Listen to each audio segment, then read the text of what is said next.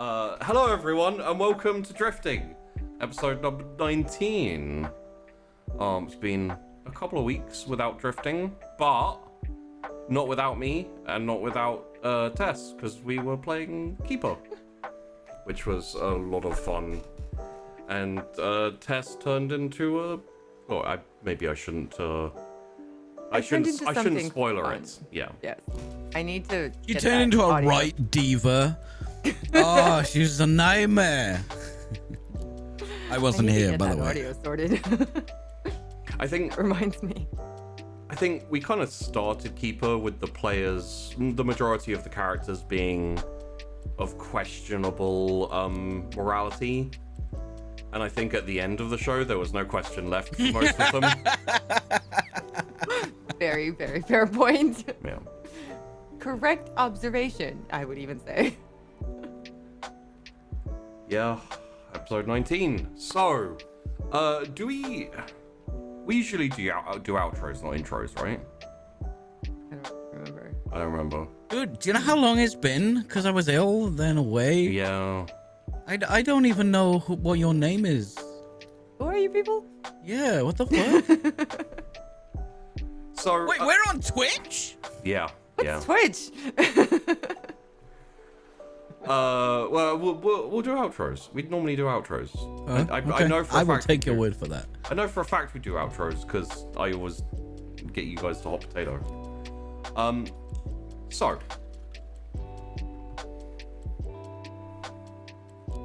Hello and welcome to Drifting. It's episode number 9. Shall I just stop the recording and start again? No. We're just giving Sheepy a hard time today. It's episode number 19, and yes. Oh, you know what I should do? I should announce one thing.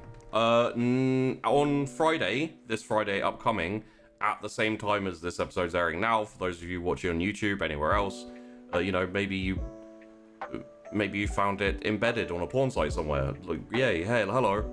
Enjoy your evening. You thought it couldn't get any more shenanigan-y. Man, sense are getting weird, bro. Sorry. I can't remember where I was. Friday, this exact time. At this time, essentially it's 7 p.m. UK time, 2 p.m. ET or EST. I'm not 100% sure with time zones and their names and stuff. Let's go with ET. ET. Fine. Aliens. All good. Is the first premiere episode of Dragon Riders, which is a show I've been working on for a little while. The cast announcement has got up on Twitter, so if you go check out the Wandering in Twitter, you could see that. And if you're in the Discord, sometimes you get to see little sneak peeks, especially if you're a patron. But anyway, and that is going to be with Katie Peters Plays, Domestic Dan, Tashnar, and Elbel. They will all be playing, not at the same time, but at the same time, a Dragon Rider and a dragon. So, they're going to be playing each other's dragons, which is going to be interesting because they've made a Dragon Rider character, they've made a dragon character, and they don't know the details at all of their dragon. So they've got no idea what they're going to get, which is going to be a lot of fun. That's so cool. But make sure to catch the first episode, and then if you like the idea that I came up with, I have a very basic outline for how the system works and everything. I'll probably release at the end, most likely on Patreon, but So, last episode.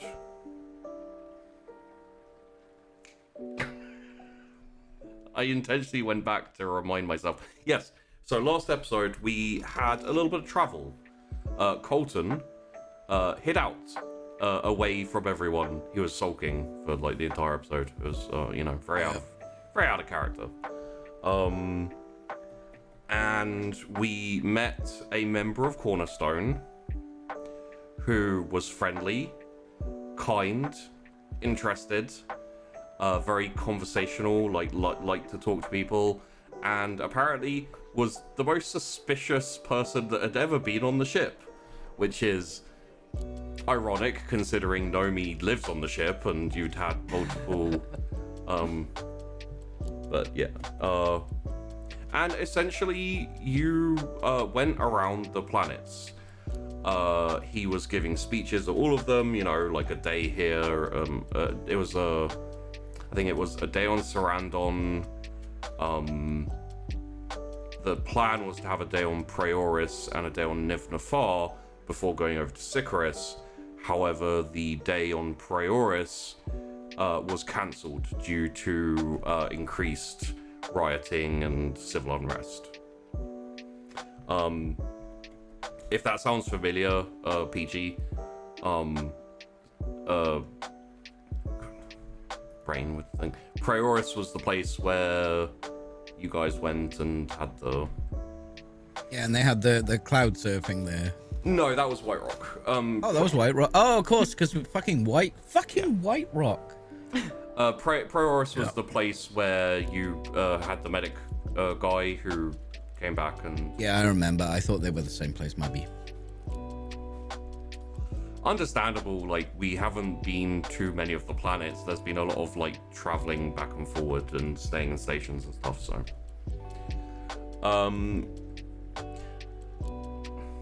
So, on top of that, once you got to Sycharis, kind of settled down, and we went to go see Astrid for a little bit, who had a lovely little time on her home of Terra Firma station, where she kind of rocked in, went and bullied a poor man who was just doing his job, went to go find the guy who took over her store, found that the guy who took over her store when she got sent to prison had the store taken back and had a whole load of things taken from him.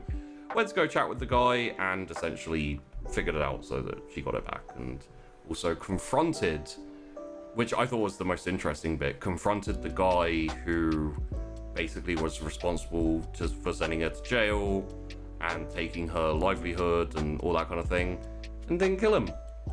Had the chance, had the choice, and was like, nope, no murder. So She's growing. Astrid, you know, figured out a line that she's not going to cross, which is quite nice. And then finally, there was almost a snack shot. It was essentially on the end of the episode, where Nomi ran into someone from her past. Had a fight with someone from her past.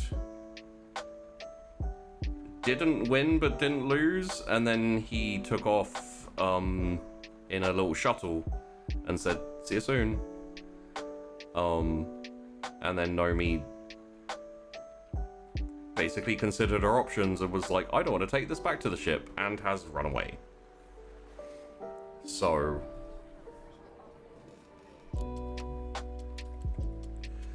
with that, I think we shall get back to the deep waters and to the crew. We will come in with Romy. Also just going to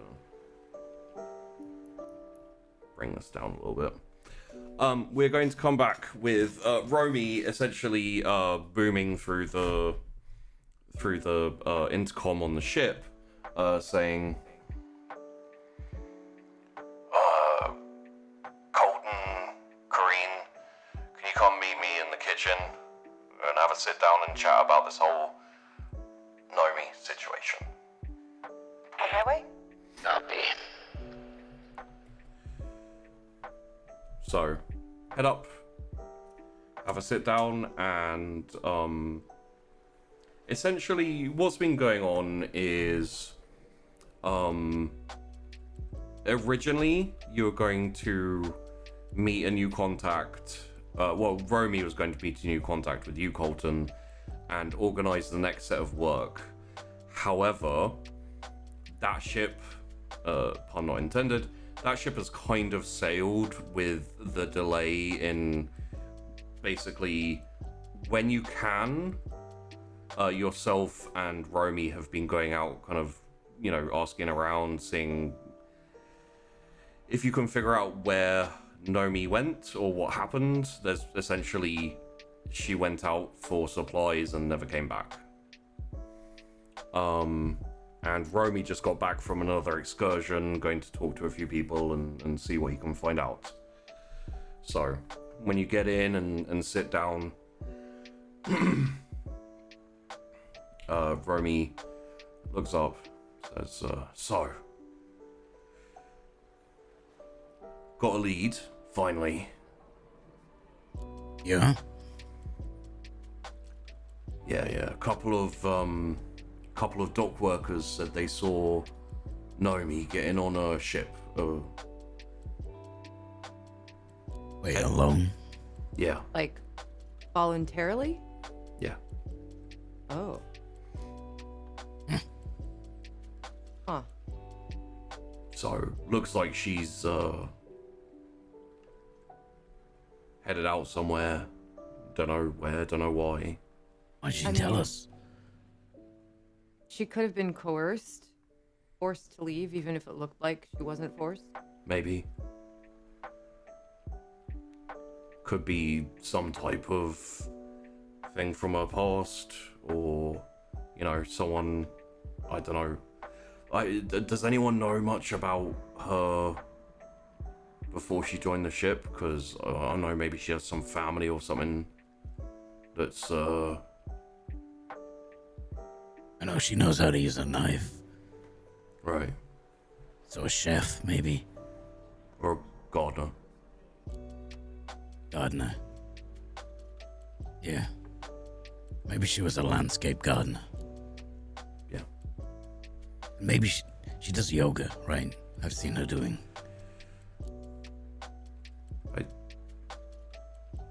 Maybe.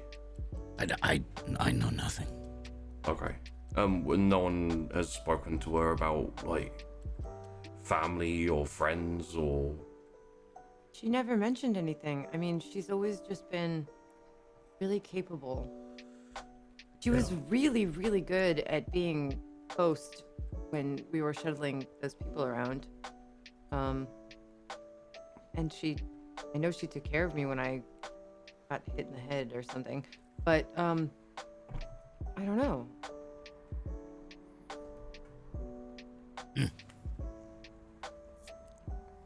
You don't really talk about that. Yeah. Well, we didn't find out about your family until we went to visit, I guess. Not important. Until it is. Until it is. I feel like she should have said something. Unless there is something wrong. Maybe she could. Yeah. Should find her, right? I think so. That's what I'm thinking. At Maybe the she very needs help. least. Well, if she needs help, then we can offer our help. I'm not averse to lending a hand. I got guns. Or a gun, sure. But, I think at the very least, and I think I would say that's for anyone on the ship, I kind of want to get if she wants to leave, that's fine. Yeah. But I'm not quite as okay with disappearing. It doesn't sit right with me. Yeah, same. I mean, we'll be okay. 3 of us, we can skeleton crew this for a bit. Be a little bit rough, but we should be alright. You got the engine sorted, alright? Yeah. There's been no problems. Okay, it's fine. It works. Well, I haven't heard from her, but I did send an update to Astrid. just in case she. So it's possible that we'll hear from her soon. Is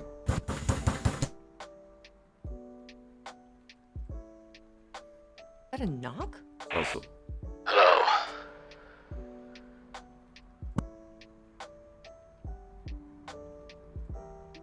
I think I that thought I heard a knock.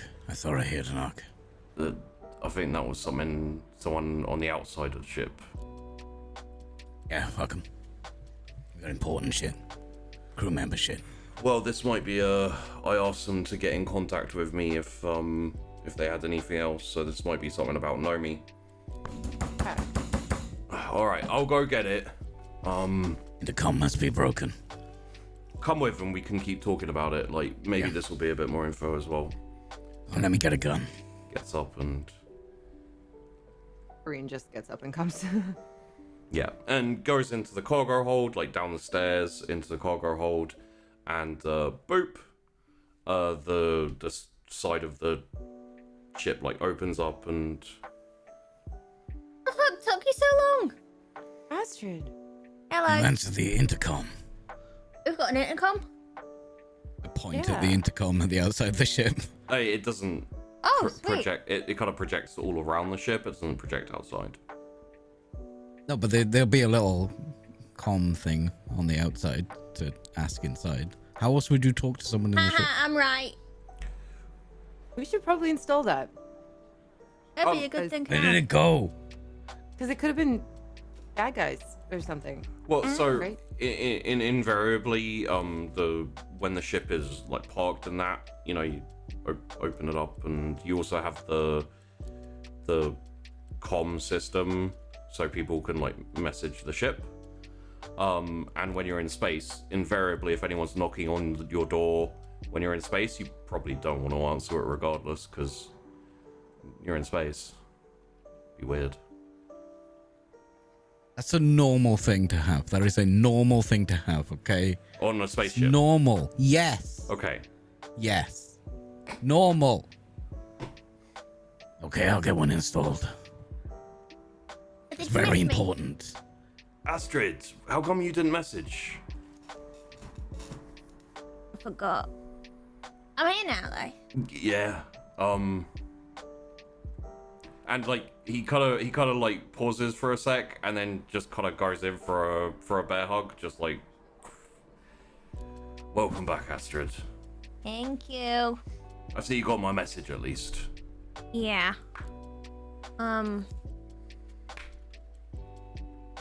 There's Nami. One. Should I we don't know where. go back, sit down, Yeah. Okay. Yeah. Would you like some coffee? kitchen? All right. Okay. Okay, Astrid. We've been. Yeah, it's been great. Oh shit. Susie. What the fuck is that? That's Oh my gosh. Great lick.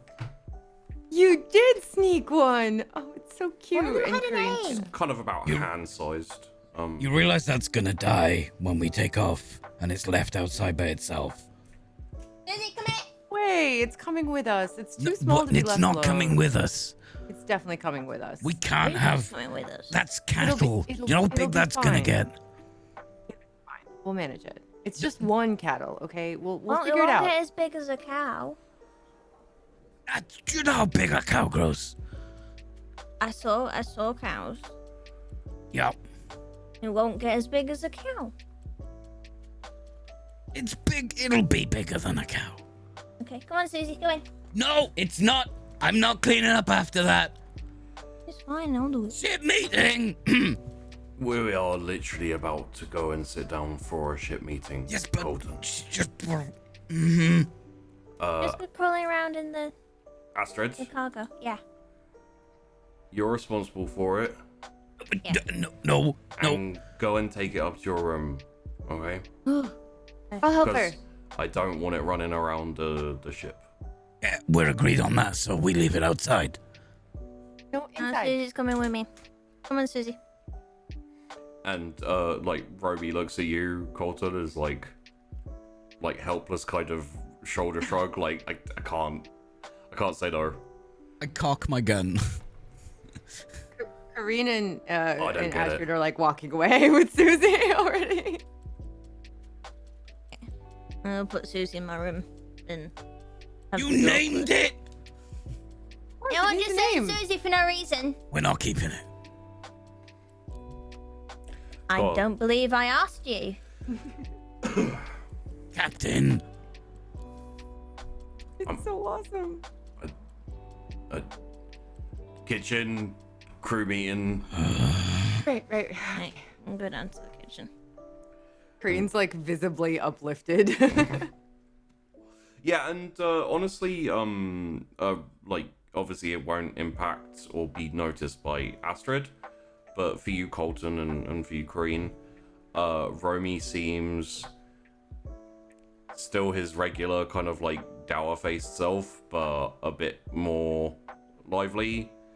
You can probably take a guess that Nomi jetting out and not having Astrid was making the ship seem emptier and emptier. Still no reason to have a Greylex on board. There's no reason not to. We can totally handle it. I'll euthanize it. No, you I dare. euthanize you. How can you hear me from all the way up there? Because we're all... I euthanize you. We're in the room together. I'm gonna get the AI to follow it around and make sure it's safe from you. Well, it's in your room, right? You put it away, Astrid? It's in my room. Door's closed. I've put the pin on so it can't let itself out. Ship's AI, keep an eye on Susie, please. Just inform us if anything untoward is happening with Susie. Ever. Thank you. And Roby like looks at you, Colton, says, maybe you can make like a harness or something for when it goes out for... Fucking harness. Well, like... Oh, you'd make a great one though. Make a would. fucking noose. I cock my gun again. We're both like looking at him like, That was an actual joke. See, but when you threaten to kill something and then cock your gun, the automatic assumption would be... The second one was the punchline, the first one was just a brass check. Clearly. See, the problem is, Colton, actual jokes are funny. That is a good point. Right, I done talked about Remy. Yeah, so, looks like Nomi's taken off.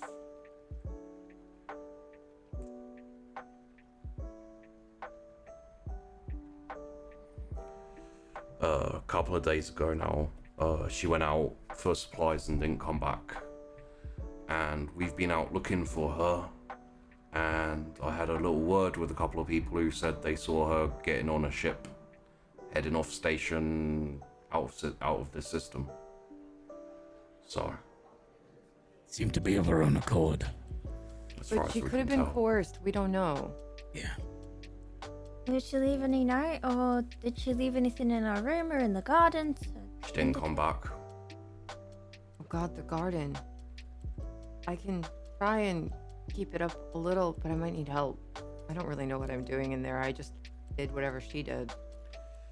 I mean, if you can keep it running as best you can, that'd be great. But She got me to set up some sort of timer for the hydroponics, so it might be okay for a little bit.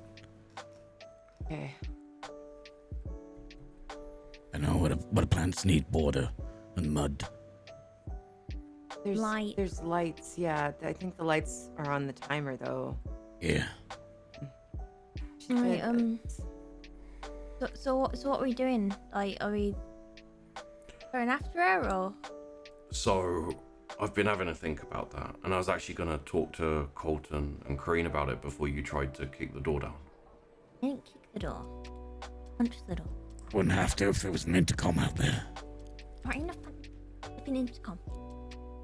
So, what I think might be best, because we still need to earn a living, Yeah. is if one of us heads out and tries to figure out where she's gone, Okay. and the rest of us can keep working. I've arranged something a little bit lighter, a little bit easier, but still pays well, because, well, hazard pay. I can leave in like 3 hours. I'll be ready. No, I'm going. But you need to captain the ship. The way I see it, and no disrespect to anyone else here, I'm the only one suited for tracking down someone. I have guns. Guns do not help you track someone down, Colton. I mean, it slows them down. Yeah, but she's already gone. Right. How are you gonna find her? Well, if I see her, I could shoot her in the knee. That's a bad idea. Don't shoot Naomi. Yeah, okay, I'm gonna immediately Habit. I'm gonna immediately veto any of the crew shooting each other. That's for fair. a No, start. that is fair. Yeah. Apart from I'm still allowed to shoot Astrid, right? No, Fuck off. that was never. I feel like we came to some sort of agreement. I will shoot you. Well, you won't.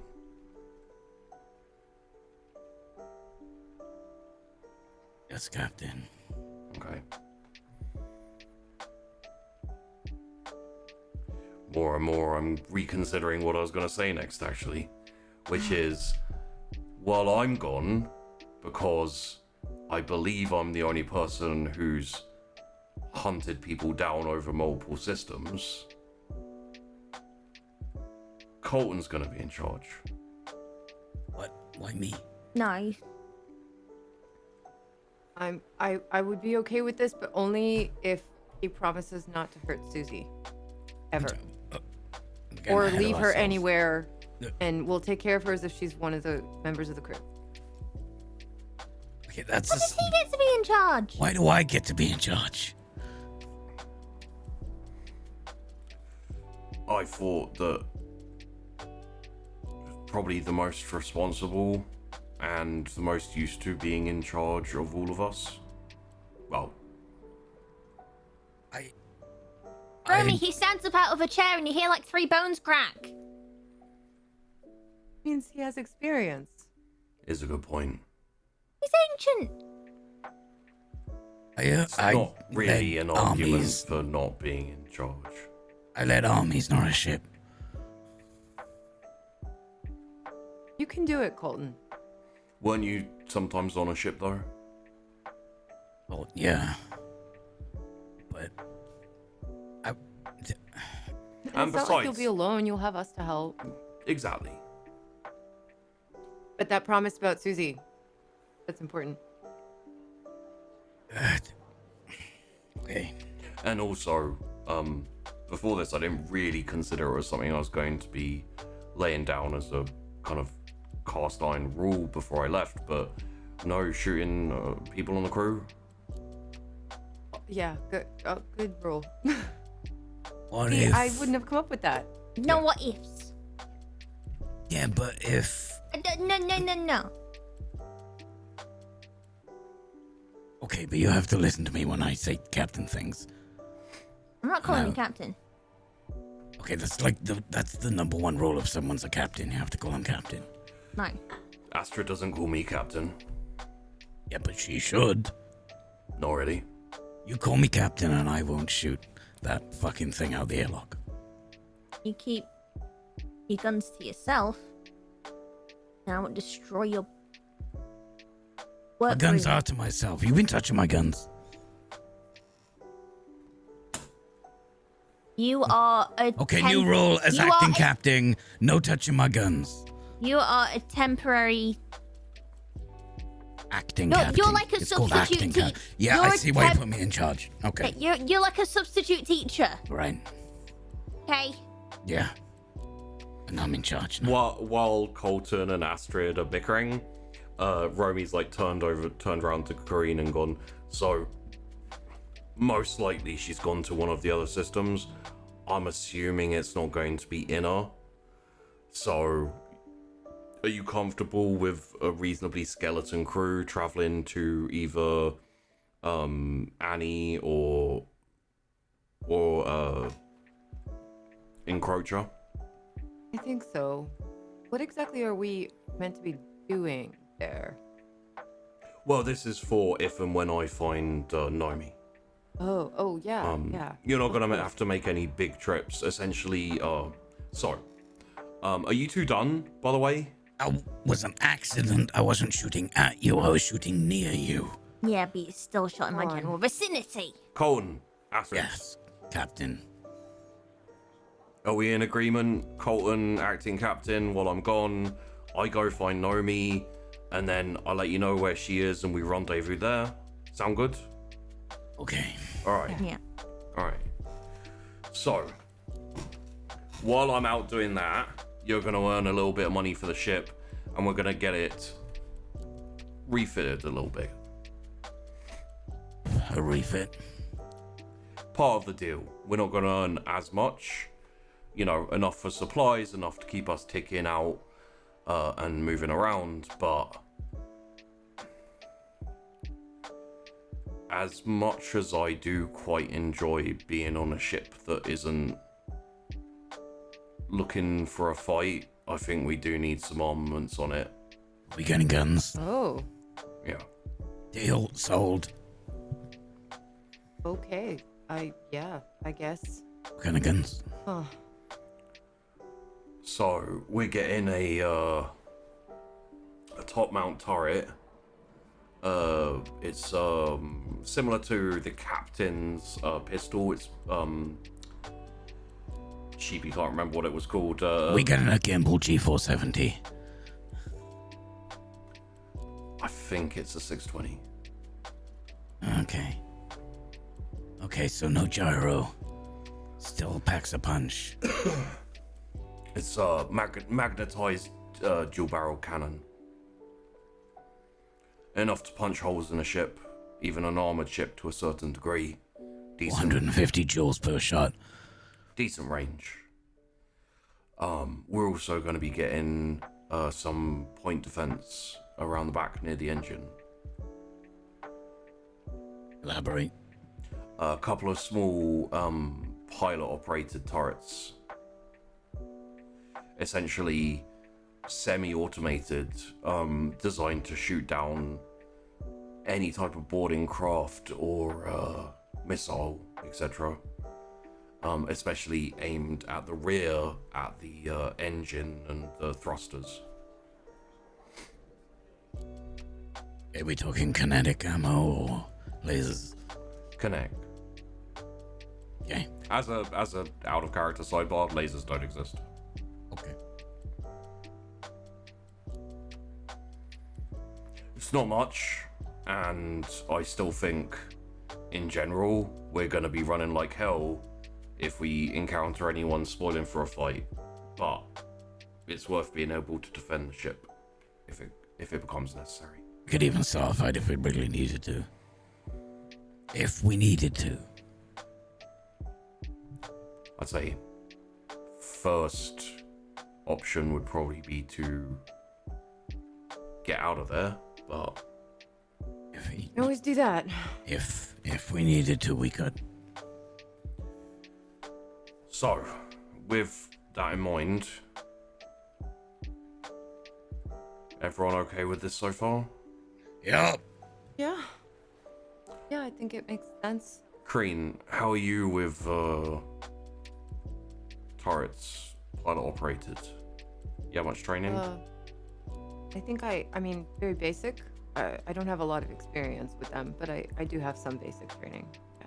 Well, once they're installed, maybe take a bit of time in between the job to like test them out, see how they do, get accustomed to the system. You should have Sounds an like a inflock plan. overlay on your HUD. Yeah. You still gotta aim them. Yeah.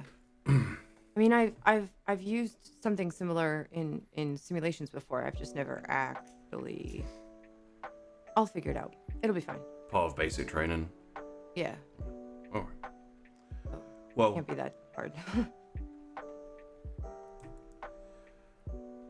I figured it was about time we got something, and the main turret is going to be up top, so when you're considering or doing a little bit of training, whatever, keep in mind that as you fly, you're going to need to keep the top of the ship aimed at what it is that needs to be shot at, because the big turret, the one on top, isn't going to be automated. That's going to have to be manually controlled and fired.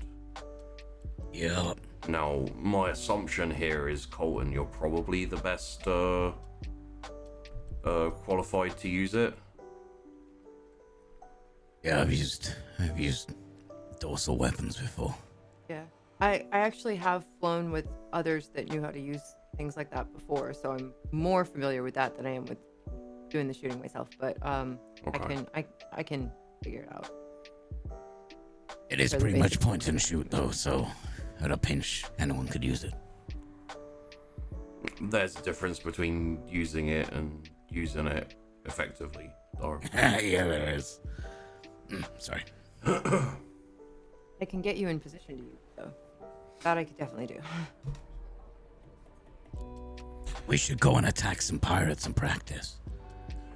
well, Maybe we'll practice sim and asteroids and things first. So, the job I've lined up for us is with Sicarus Holdings. Essentially,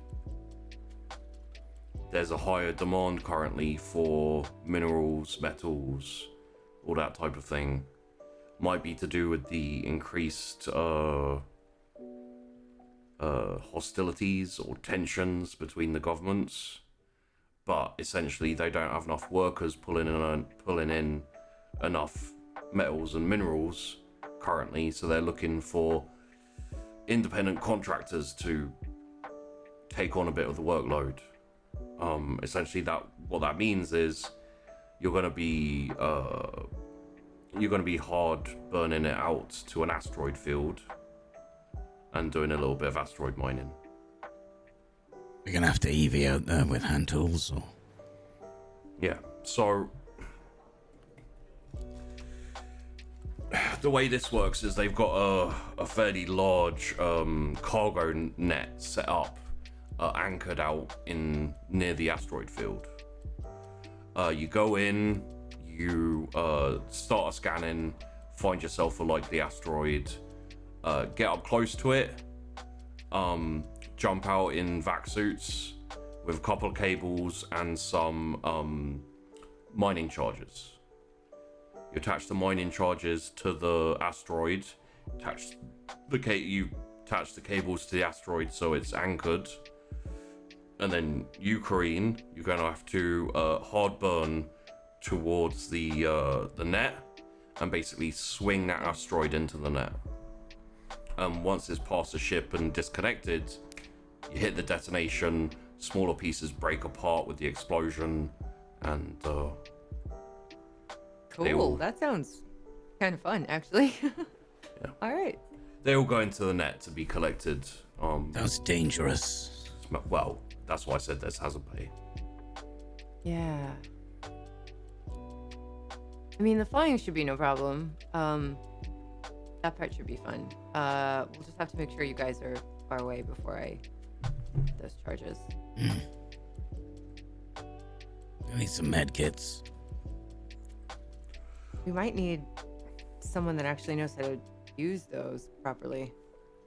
Beyond the basics that we all know. Astrid, does your pet know how to be a doctor? I take that as a no. Well, actually, part of the contract, we've been assigned a medical professional. Well, No, this one's got life insurance. Wait, we're getting a medic? Doctor, I think. Great. Essentially, it's insurance thing when they. have anyone contracting who doesn't have a ship doctor, which, believe me, I got some odd looks and some very judgmental comments when, you know, we were talking about the crew. But yeah, so Really is good to have one on board. they're going to be coming on in the next couple of days, and then you'll be good to set out and start fulfilling the contract, I guess. Stipulation for the contract is essentially, if at any point there becomes increased raider, pirate, you know, lawless activity in the asteroid belt, you are kind of officially given the legal go-ahead to hunt and to maintain the security of the asteroid field under the auspices of the initiative government. So it's all sanctioned and all proper. Still rather avoid doing that. Yeah. So would I, but it is good to know because you don't want to, you know, shoot down some arsehole pirate ship and then get in trouble for it. So Yeah, that would really suck. Okay. Okay. Thank you for making sure of that. So we can shoot people. Got it. no, I mean, only if they attack us first. If they're pirates. pirates, corsairs, bandits, whatever you want to call them. They're still people. We get to shoot them. I mean, that turret's not going to do much to a larger armored ship, but it'll put a couple of holes in it at least. And we can take out some engines. And Be fine. keep in mind, Deep Waters isn't a combat vessel, so any rounds are going to go straight through it. I don't know, Romy. It's armed. What a military captain. It's not yet. It will. Engines. Colin like just sprints off, runs away. Okay. Wait, what about the engines? I don't know. He shouted engines. That's all I know. Colton, what about the engines? Nothing. Be right back. What? Huh. He said they were fine before. He did say they Remy, were fine. I will fucking kill him if he's done something to my engines. Do I have to put down another rule about not killing fellow crew members? Said no one could shoot anyone. He didn't say it couldn't stab anyone.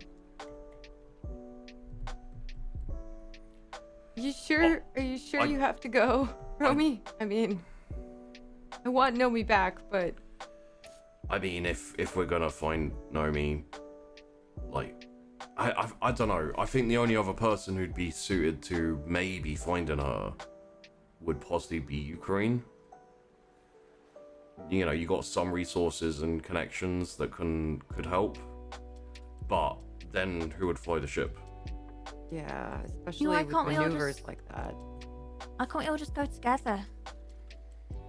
I mean, if we're all going together, we're not earning any money, and eventually the fuel runs out, the supplies run out, and then we're dead in the water, as it were.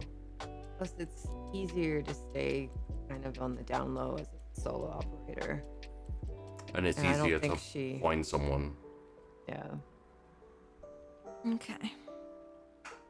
We can do this. We can do this, Astrid. Colton can think he's in charge, but we can, you know, just let him keep thinking that. Okay. Well, We got this, Romy. yeah. I'm gonna go and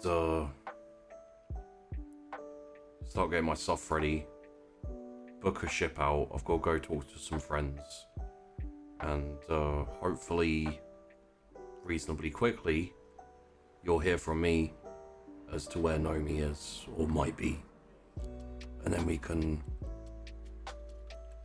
go have a chat with her, see what's going on. Yeah, that'd be great. All right, I'm gonna head back to the cockpit and just get everything sorted for the trip. I guess we're waiting for the medical person to join us. Well, and the refitters as well, yeah. Right. Okay. So So I'm just gonna go. gonna be about a week of you sitting around here before you can start going out and working. Okay, maybe I'll just go and check in on the garden. I'll do that.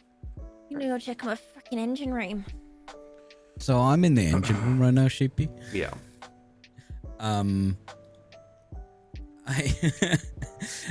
Obviously I'm not an engineer. So I was like doing my best to keep it all running and going. And now Astrid is back. Yeah. And I know if someone fucks with my maintenance room, it's infuriating. So I'm trying to get it back to some semblance of normality how she left it. Okay. And I would love to do a roll for this I as well. was about to make you do a roll, yeah. I was like, okay. Let's have a look here. I do actually have some engineer to roll. Well, it wouldn't really be engineer. It would be seeing It's if an you have- engine. What else would it be? Well, because you're not fixing it. You're putting it back to how it was. Yeah, well, I was basically holding on. Oh yeah, but like you can't last minute fix anything that might be broken. No. I'm just trying to get it back to how Yeah. it was. Which would be memory. How an engineer would like it. That's why I'm saying engineer. Be like admin. Admin? I'm making sure I file all the TTS reports. I think this would be down to you remembering what it was like and getting it back to that like, you know, things in the right places, which will be intellect. Just straight short intellect. How do I do that? You should just be able to click the... Oh, yeah, okay. Yeah. No roll. No modifiers. 6. 6, okay.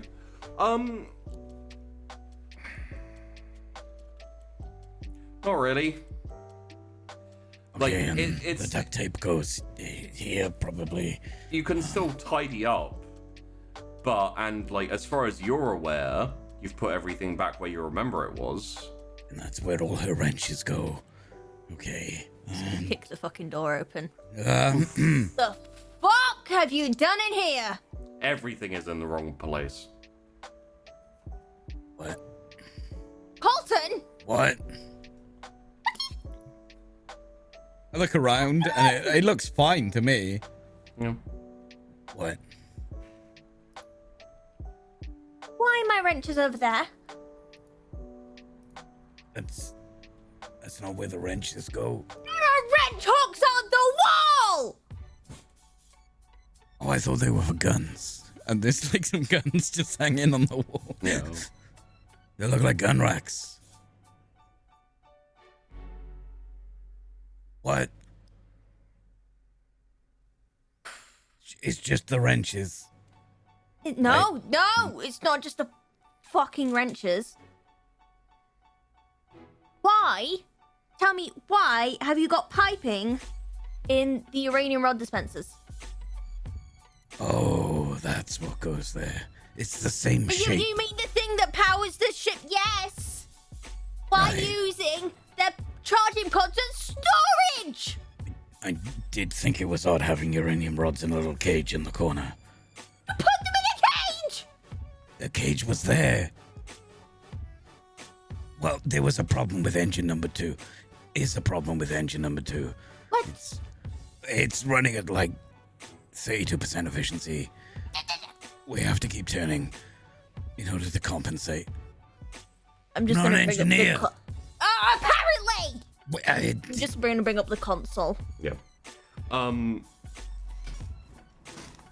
Essentially... you want to see how well I dealt with it, Sheepy? Would that help yeah, you? okay. This is engineer now, right? Engineer, please, yes. 9. 9, okay. Yeah, not too bad. Some issues. It's still on 32%. That is... Yeah. Essentially, when you take out and replace the fuel rods, You have to unscrew a few pieces. You have to, you know, like loosen it up and essentially like eject it. The problem is what it seems like is maybe on a couple of attempts, maybe the early attempts, whoever, I'm not gonna name names, whoever like unscrewed things and kind of like got the cap off so that you can like take the rod out, put a new one in, wasn't exactly sure how much to unscrew and may not have re-screwed some things properly. Essentially, there's a few loose pieces that has let one of the fuel valves essentially become a little I was gonna say insecure, but unsecure. Yeah. Yeah, it's like sitting there like, do I look fat?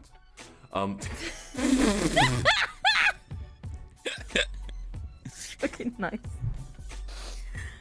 Right, I'm gonna fix this and you What? point right called out. Yep. Oh, okay.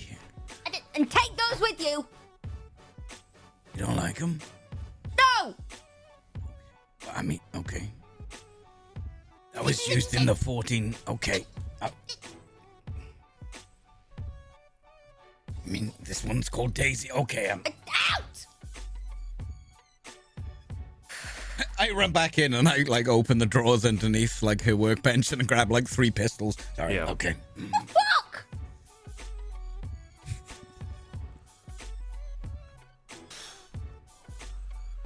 Did my best. Your best was subpar!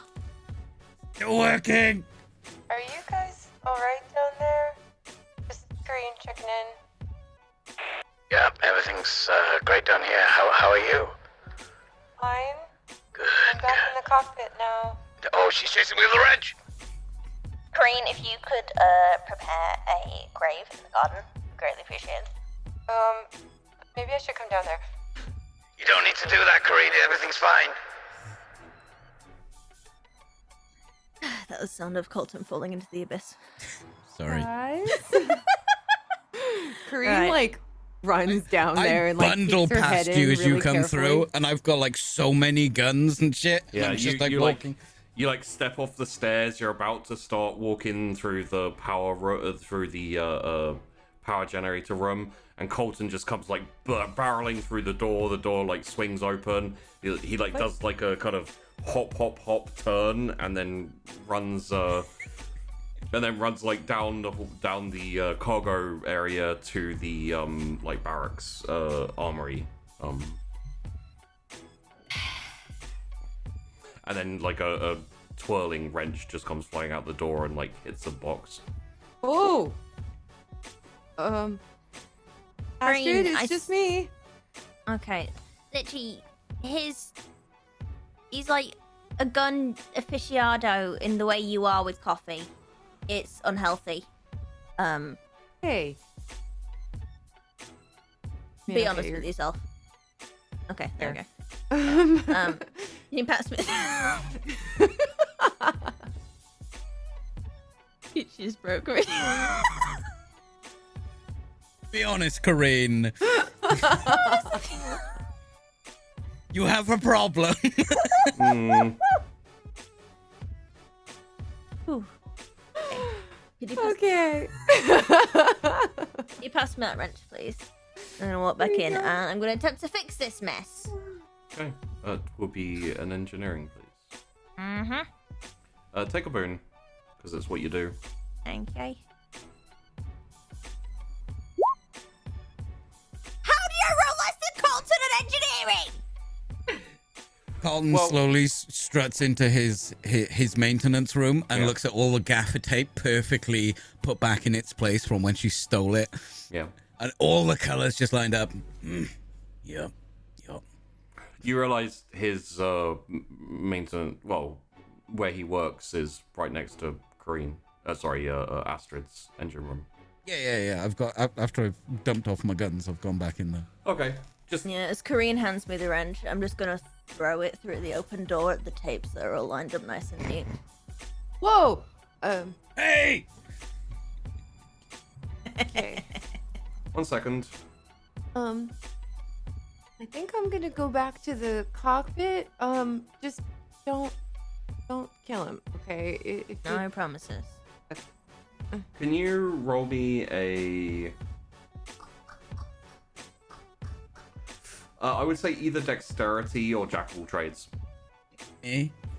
Astrid.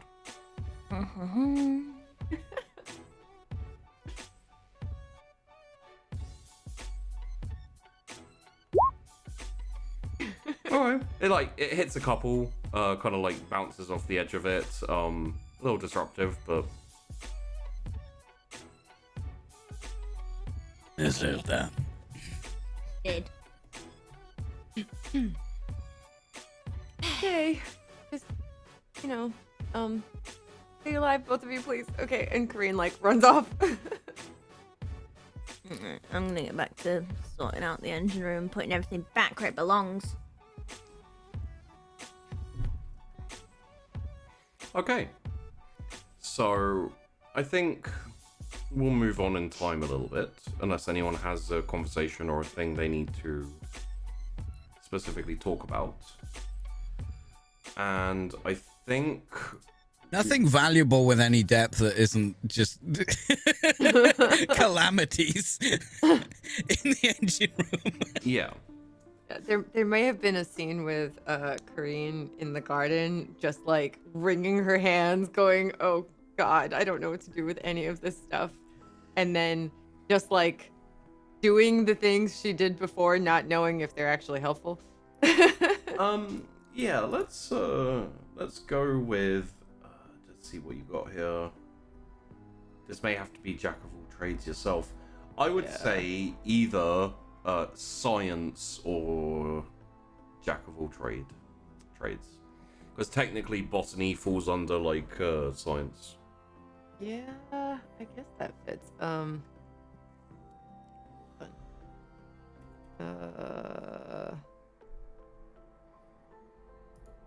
think I'm the same in both, so let's go with science. Why not? Okay. Oh. Nice. Yeah, it's not your profession, and it's not something you've learned. So even when you do well, you're maintaining, you can't keep it up forever. You're very aware that, you're doing your best to remember things that Nomi mentioned and said, but you're not 100% sure you're getting it right. You're just doing the best you can. Yeah. I'm very much missing Nomi right now and hoping she's okay and hoping she wants to come back, because I definitely don't think I could do this without her. And also she was kind of a calming presence. And even though you're worried and concerned and everything, you're also a little bit excited for the asteroid mining, because I don't think it's something that Creed's done before.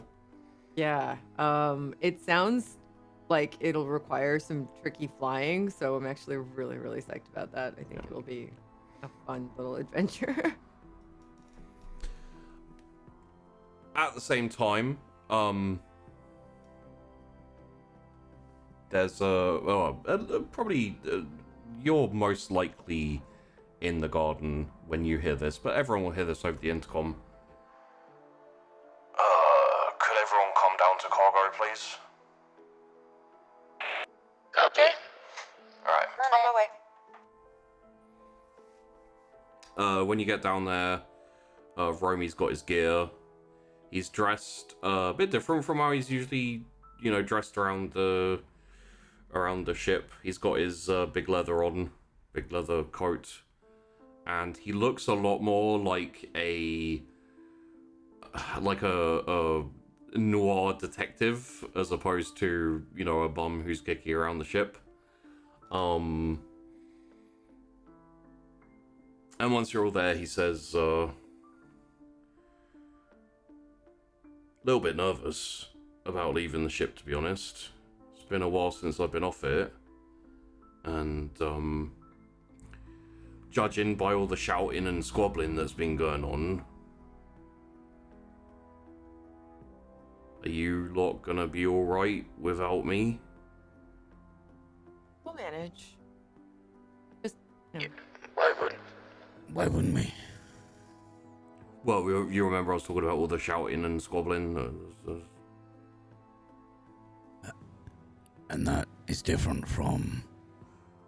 Well, I mean, it's not different. It's just, usually I'm here to tell you to shut up. And, It's okay.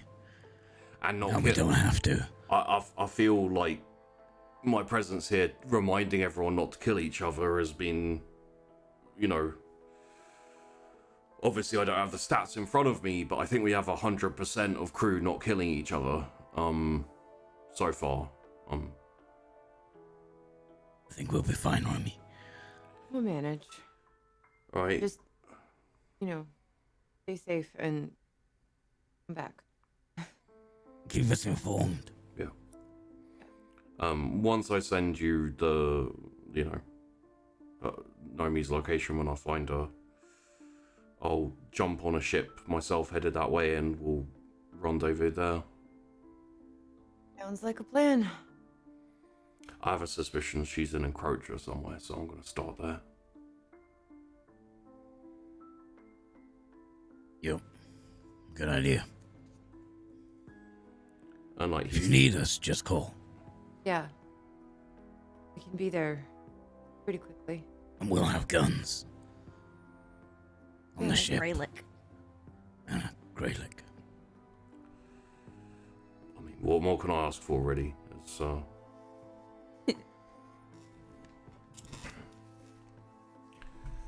We'll be fine, Romy. Stop worrying. Yeah.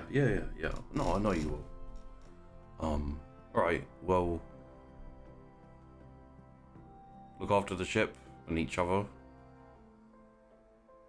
And I'll be back as soon as I can. And he, nods. And, he does, a kind of, one-armed kind of hug on Kareen. And pats Colton on the shoulder. And pats Astrid on the head. Okay, you are coming back. It's going to be fine. Yeah. No, it's all fine. I'm gonna. Don't Kareen act as actually if you're feels better. saying... You don't act as if you're saying goodbye. It's just, we'll see you later. Yeah. No, absolutely. And he says, "Right, see you later," and steps out of the ship, down the gangplank, walks off through the hangar, and gets one of those elevators down and disappears from sight. Wait, this means I have to cook. Yeah. Oh shit, you Yeah, just you lost your definitely cook. You just lost the only person who can actually cook. I can make street Astrid food. hasn't cooked you. It's true. Well, Astrid has done an occasional cook, but honestly, Technically, Kareen hasn't cooked edible food either, so... I absolutely have not, and you do not want me to attempt to again. Yeah. the thing is, the captain could cook a little bit. Fane could cook a little bit, and he cooked occasionally. Colton basically is a one-note pony. And that... It's a good note, but it is only one note. And that note is noodles with beer. Noodles. Um... Oh, we'll have boodles every night. That's awesome. That's a tasty note, okay? We're not having boodles every night. You'll get scurvy. Astrid didn't really cook anything particularly stand out or special when she did cook. And Nomi, I feel, even when she made something nice, it still felt kind of standard. I think would be the right, like she'd copied it exactly from a book kind of thing. But it was perfectly acceptable and didn't try to kill you like what I made. It didn't kill us. I mean, if it had been allowed to continue its existence, it may have picked up a knife and tried to kill you all in your sleep. He's not wrong. Just like... first captain's executive order. We're getting takeout tonight. That sounds great. I'm down with that. Great plan. Maybe the medic will be good at cooking.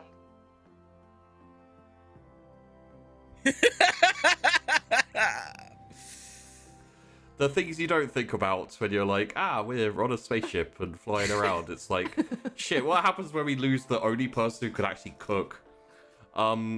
So, shall we move on to essentially the refit will have been done, be about a week later. Essentially what you have now is in the middle of the cargo hold, which is quite a large cargo hold, as we've said before. There is a very basic ladder that goes up to the top roof of the cargo hold, and there's a little kind of like, not cubby hole, but essentially there's a little kind of like turret bay at the top there with like a floor and that type of thing. But there's also like wrapped around the bottom of the ladder is a essentially like a coat hanger looking thing, which is a foot hook. So if you're in an emergency, you take the wire off the ladder, put your foot in it, and essentially yank it, and you will fly straight up into the turret. It's a lot more express and a little bit dangerous because it's for emergencies. But if you don't want to take the ladder, if you're in a hurry, you can use the foot hook. Astrid, your daily routine and stuff will have a little extra added, which is essentially you now have what essentially amounts to chaff expellers and 2 turrets, like the automated semi-automated turrets are part of the engine room. Essentially they have little hatches that you kind of like duck down into underneath the floor. And you have to keep them maintained. You have to keep them. Would Astrid be okay with, like, keeping the ammunition and everything, set up in them? Oh yeah, absolutely. Okay. I mean, she's fired guns and turrets in one of the ships before. Oh yeah, I know. It's just given recent developments, I wasn't sure how far her new outlook on life had gone in terms of like guns and stuff, so I wanted to check. She's not opposed to guns. Yeah. It's more of a personal moral code, I guess, and Yeah. I don't feel like it strays too far from what it was originally. It's Like, just a bit more you- solid.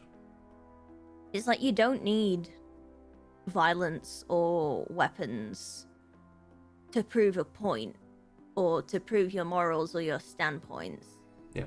And I feel like showing that you can do that without some level of violence, you know, just makes that stance all the more stronger. I mean, that's why she didn't, you know, I don't know, beat the shit out of the guy who stole her shop. That's why she didn't shoot him dead, because there was no reason. She could still achieve what she needed to achieve.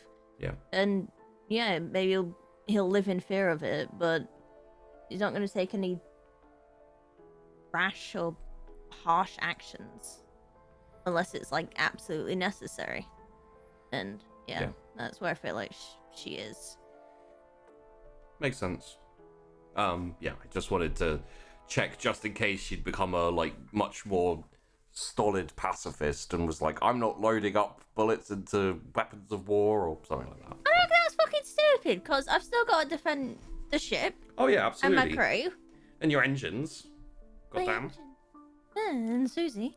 I guess like- you did throw stuff at Colton, so should have guessed from that she's still not a pacifist.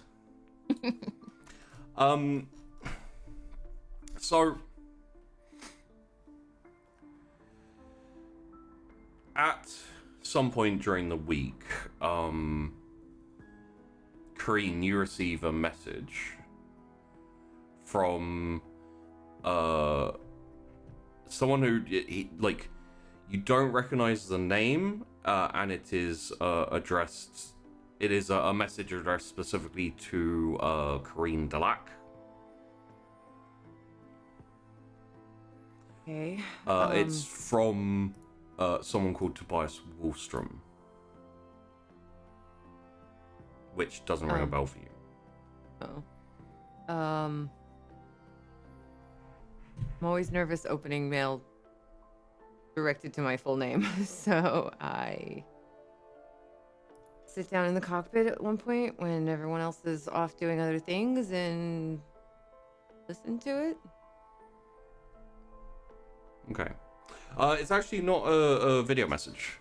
It is actually essentially like it's not as common, but it is a text, like an email essentially. And it's very formal and essentially says, you know, greetings, Mr. Lack. Hopefully this finds you in good health. My name is Tobias Wallstrom, and I am an independent journalist reporter who has been doing some kind of articles on the different ins and outs of the inner companies and all these type of things. I would love an opportunity to have a conversation with you, maybe an interview, you know, talk about the things that have been going on and, you know, all this type of thing, if you could spare the time.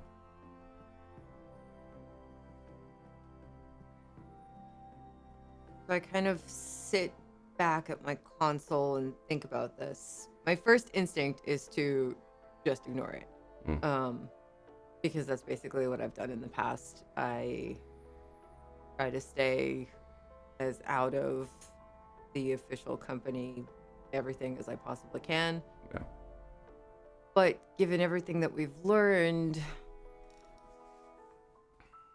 I'm sort of sitting there just thinking about it for a minute. Maybe this could be useful. I don't know if I want to tell the crew about it right now when we don't have Nomi or Romy here. Yeah.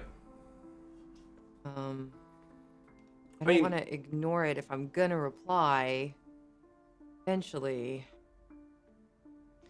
I think I would just put together a reply that's really basic. That's just Oh, a little bit of extra info. He said he was willing to travel to you, which is a reasonably big deal because it can take like 2 to 3 weeks to travel, you know, from system to system. Like, he's basically saying, give me a place and I'll come and meet you and we can do an interview and chat and that type of thing. yeah. I'm gonna. I kind of want to like think about it by myself for a little bit, and then I want to talk to the crew about it. I'm definitely not talking to him without their agreement. But I'll just reply, thank you very much for getting in touch. Right now it wouldn't be possible due to our current planned work, but I will get in touch in however long we expect to be doing the mining, like after. I'll get in touch in a few weeks. Once I've had some time to think it over. I'm going to give you something as you're like, essentially as you type up the response, as you know, record the response or however you want to send the message. Before you send it, before you shoot it off into space, your finger like hovers over the send button essentially. There is one thing that drops into your head, which is, and that's what makes you stop, which is, if he's been looking into your family and other companies and other corporations, you know, and that kind of workings of all of that stuff, like going around the recent stuff that's been going on, he might have information or insight into what happened to your aunt and to your ex-fiance.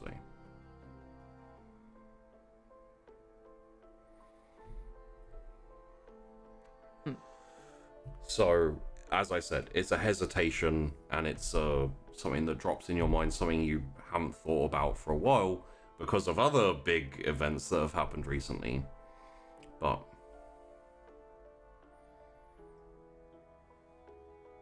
Okay, so I'm gonna hold off on sending the reply. yeah, I don't know what to do. take some time with it. Yeah, I want to talk to the crew. I think I'm just gonna think about it until dinner, maybe, and then think about maybe telling them at dinner. Okay. Maybe. I don't know if I will. He or didn't not. ask for immediate replies, so you can. Yeah. I'll just think about it. Okay. In that case, shall we let's say that a Sicarian home food takeaway has essentially been picked up or delivered or something, and you take the delivery, sit down in the kitchen, shout to everyone over the intercom that food's here and ready and to come and get it, and then Astrid and Colton can come and join you at dinner. Yeah, I'm just unpacking the food, and as they come in, I'm like, I'm just unpacking it. I didn't actually touch anything. This is the takeaway. Just unpacking it. Yeah, it's just So takeaway. what You're the fine. fuck? What? It's just takeout. It's fine. No, what is all this? What's all? What? It's Food. a takeout. No, you. What's with your kicks? Oh, Oh yeah. You gelled your hair. You do look kind of fancy. Very, very Why do you It's look my- so fancy? captain uniform. I thought we Oh. agreed you were just being in the stand-in. You ain't no proper Acting captain. Before you joined the Starfleet. Fuck you, sheepy. You look like a bad guy out of Red Dwarf. You look like a James Bond villain. Do you have a white cat? Just gonna let this ride for about 5 minutes. Tess, get one of your cats. Cats are too.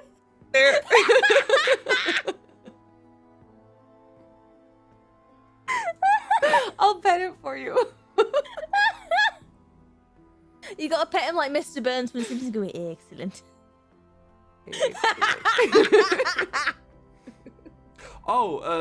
You both done. What was it like working with Mike Myers?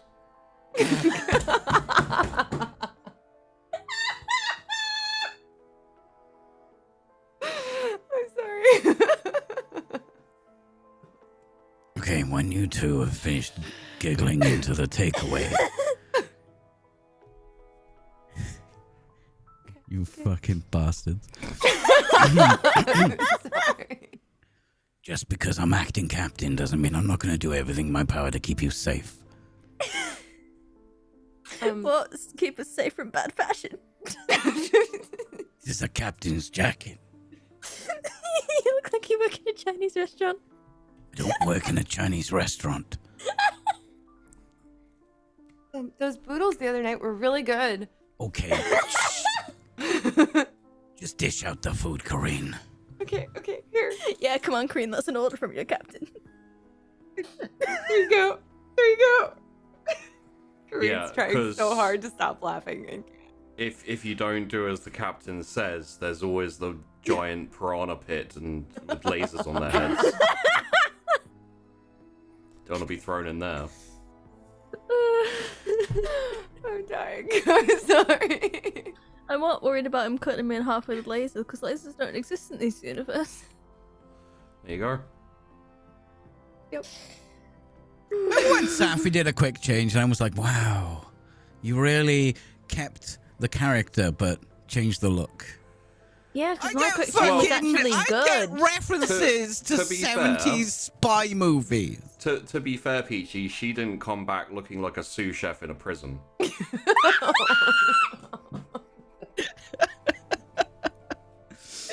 love you, Sheepy. We love you, Peachy. Fuck. Sharks with frickin' lasers. Dish out the food, Corrine. Here you go. I'm sorry. Okay. If only Roman was here to see this. The eye patch is very large. I could. Bless you, Kareen. Thanks, it covers my mangled eye that I lost during the war being a war hero. I know. I was a lieutenant colonel. I think that's correct, Sheepy. Here's your takeout. There you go. Okay, Colonel Sanders. Really? Because you look more like General Chow.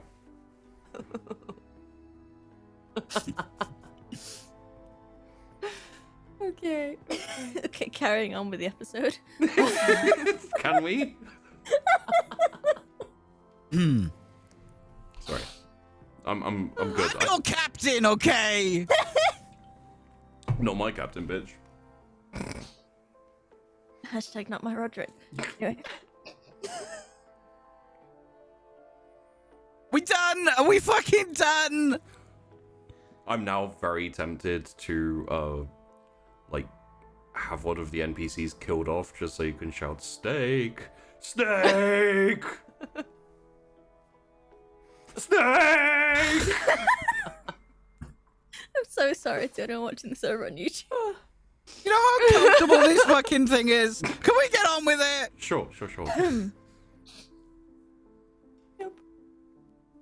Lovely food, thank you. How are the refits coming along? We all sorted? Yeah, they're nearly done. Yep. I've been Okay,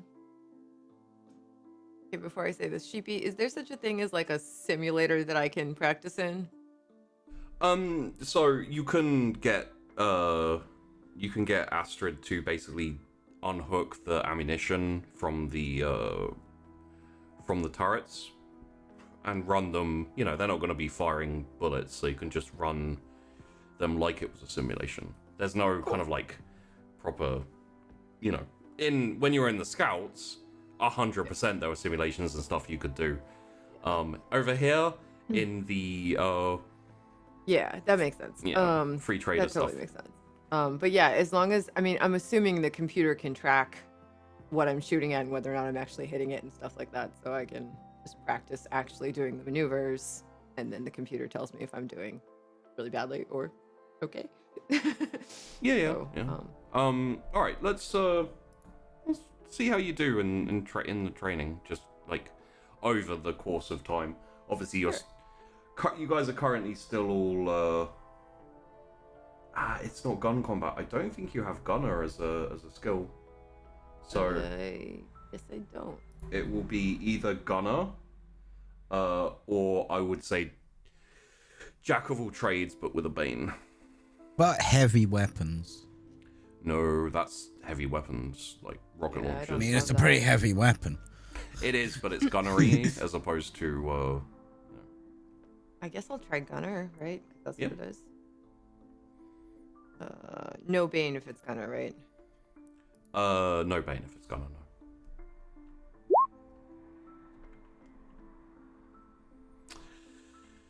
The problem is that you are essentially targeting things based on your own experiences and your own skill. You're quite a good pilot, and the things you're targeting, like obviously, you know, you're not it's all in your mind, like you're following trajectories, you're seeing like jinx and patterns and stuff. The problem is your skill with the turrets is not comparable to your skill as a pilot, because you've been doing it for so long. You're very good at being maneuverable and escaping and, you know, being quick, which means you're basically outplaying yourself. It's not that you're not getting used to the turrets. It's that you're not confident with them. Is what I would say. That's very fair. Yeah, I think I would just keep practicing. Like Yeah. I would try to practice a little bit every day. Yeah. And like everyone would get used to it. Like morning coffee, breakfast. Okay, I'm gonna do the practice rounds right now. So just hold on to your whatever. And then I do some maneuvers every morning because I need the practice. Yeah. And you are also practicing while flying in your, like you're acting like you're flying and using them. So that's an additional kind of like difficulty you have there. Yeah. But where we were before, in the dinner, having a nice like meal made by someone else who isn't going to make boodles. Respectful sit down. Yes, very between- respectful. Yep. 3 adults just sitting down, having an adult Very time. difficult to A Greylick. yes, and a Greylick and the AI cat. That is not allowed in where the food is. She's It's in fine. a high chair. It's fine. The AI. Where is did you watching get her. the high chair from? I made it. The AI is watching her. It's okay. The AI literally Nice. just like follows. The AI cat now follows the Greylick around and just like sits and stares. Make sure that keeps an eye on that. It is. It's doing a great job. 'Cause I thought it was going to stay in Ash's room, but apparently it can go wherever it wants and sit in a high chair while we're eating food, actual food for humans. It is really good food. Yeah, Sylvie. Yeah, it's a good place. So there's something I kind of want to bring up, and I'm not sure if we should do anything about it before Romy gets back. In fact, I'm sure we shouldn't do anything about it until Romy gets back. What's up? But I was contacted by a reporter. They're looking into sort of the bigger companies, my dad's company, and they wanted to do an interview. And normally I would just completely ignore it, but they might have information about my aunt, about my ex, which I would like, and also it might be a way for us to tell people what we've learned in a semi-anonymous way, maybe. At least, I mean, this person would have a lot more reach. So I don't know if we want to tell anyone what we've learned. I don't know if it would be safe to get in touch with them, to ask them questions about my family. I didn't want to make this decision on my own. I mean, like, the way this reads to me is like one massive trap. Like, It could be that, yeah. how do we know this person's actually a reporter? How do we know it's not just the people who are already working for your dad trying to figure out a way to meet up and, trying to get a hold of you or, get revenge on us for what went Well- down in that shipyard that one before? Like, it could be a lot of things. Could I have looked up the name of the reporter and made sure that they were who they said they were? Yeah. So I did make sure that this is who they say they are. He's an actual reporter. The name Yeah, but is tracks. it actually him? Like, anyone can say they're anyone. You're right. It still could be a trap. They and I want to don't meet in even- person. They do. They said they'd come and meet us. They would travel to wherever we designated. So we could pick the location. Also, as a little extra context, because obviously a little bit confused with the whole thing, because of lying I did. As far as you know, and at this point you have pretty good intel on it, your dad had nothing to do with the bounty hunters situation, or the people who took Astrid and tried to take you for the bounty, whatever. We still don't know enough about who that was or why that happened, though. So, I mean, she's right. Like, Yes, absolutely. yeah, that's why I brought it to everyone. And I don't think we should necessarily make a decision now. I don't think I have to reply right away. I just wanted to tell you guys so that we could kind of collectively marinate on the idea and maybe tell Romy when he gets back and see what he thinks. It's up to you, Crane. If you want to do it, we'll back you up, right? Astrid, right? No, not right. I'll be honest. I'd much rather You won't wait. back her up? Why not? I'd much rather wait for Romy and Naomi to be back and we make the decision as a crew. Like, I don't feel comfortable speaking on other people's behalves when they're not present. I agree. I do. And I appreciate you being willing to back me up, Colton. I do. Very much. I think we can afford to wait and see what the others think. Thank you both. And then I pass the food. Yeah. As you're eating, there's like a buzz on the intercom. Oh.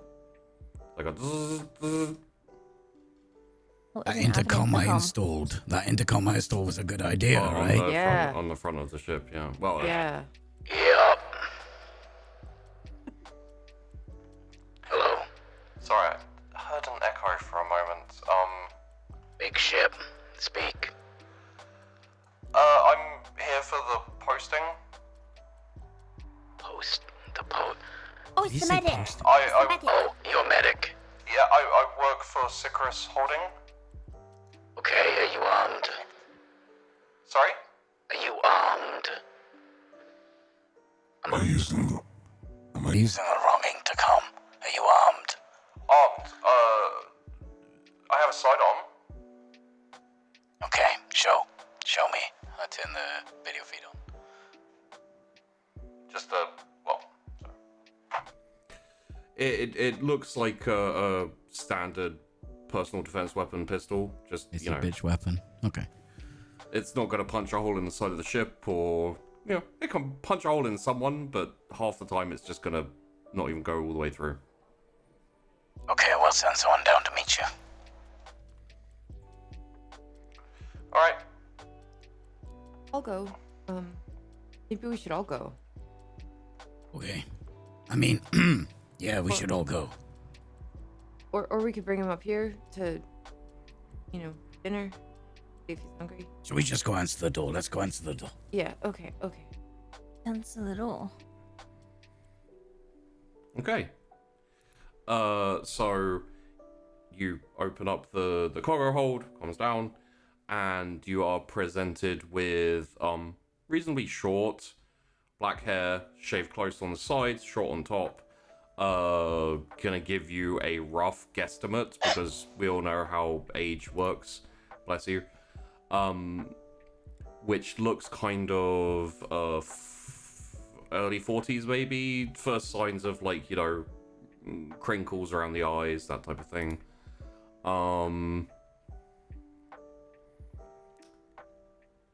And essentially pretty well neat, tidy, very kind of, you know what, I'm gonna give you a roll on this, Colton. Let me have a look at what would be appropriate here. The only social thing I have is that. I would say leadership.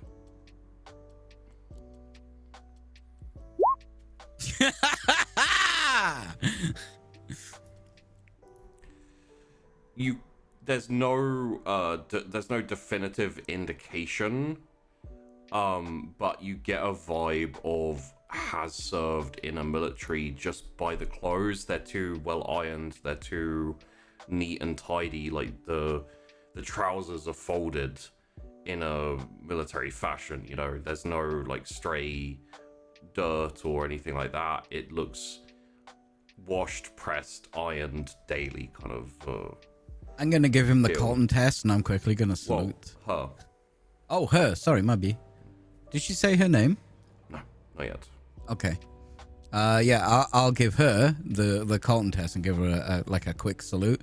See if her arm twitches. It does. Yeah, buddy. Captain Nguyen, Engineer Astrid, Pilot Corrine, and you are Acting Captain Nguyen. acting Captain Nguyen. Our captain is away.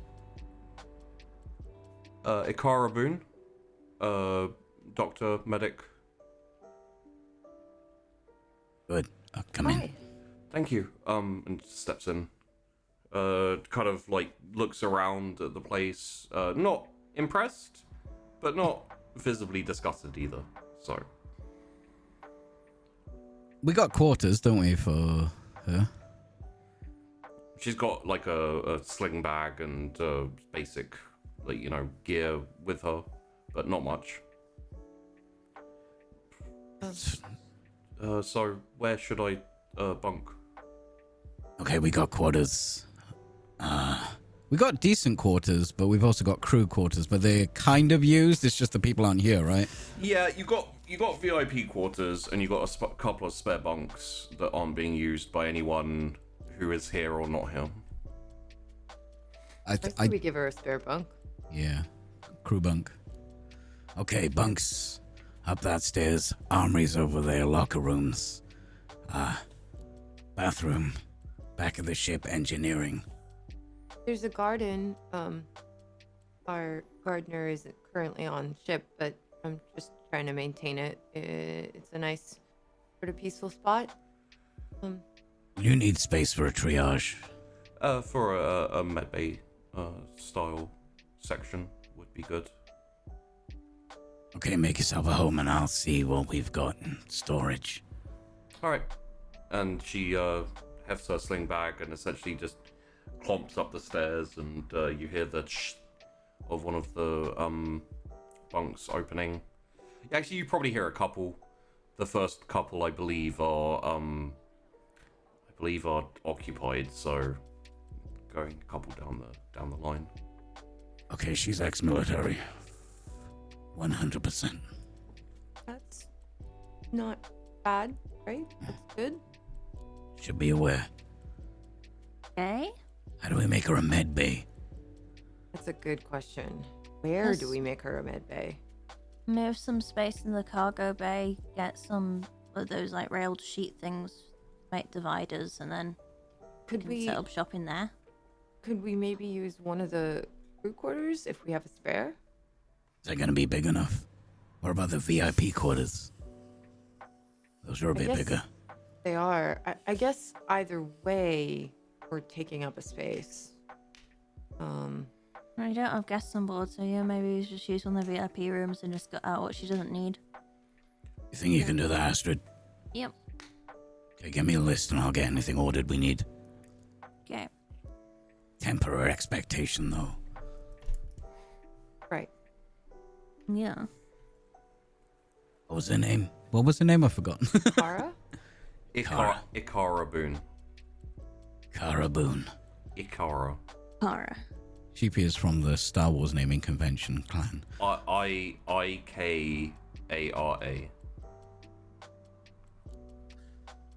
Okay, Medic Boone it is. Are we all ready to set off yet? Yeah, I guess we are now. Yeah, let's head to the place where the asteroids live, right? Yeah, I'd kind of rather just get away from here. We've been here for weeks. Yeah, I agree. You've been to Sakaris before. Oh no, Sheepy. You're doing this to me. Sikaris. That's Gaines. I believe no. it was 83 to 89, maybe? 85 to 89. Yeah. Commander. Sorry everyone.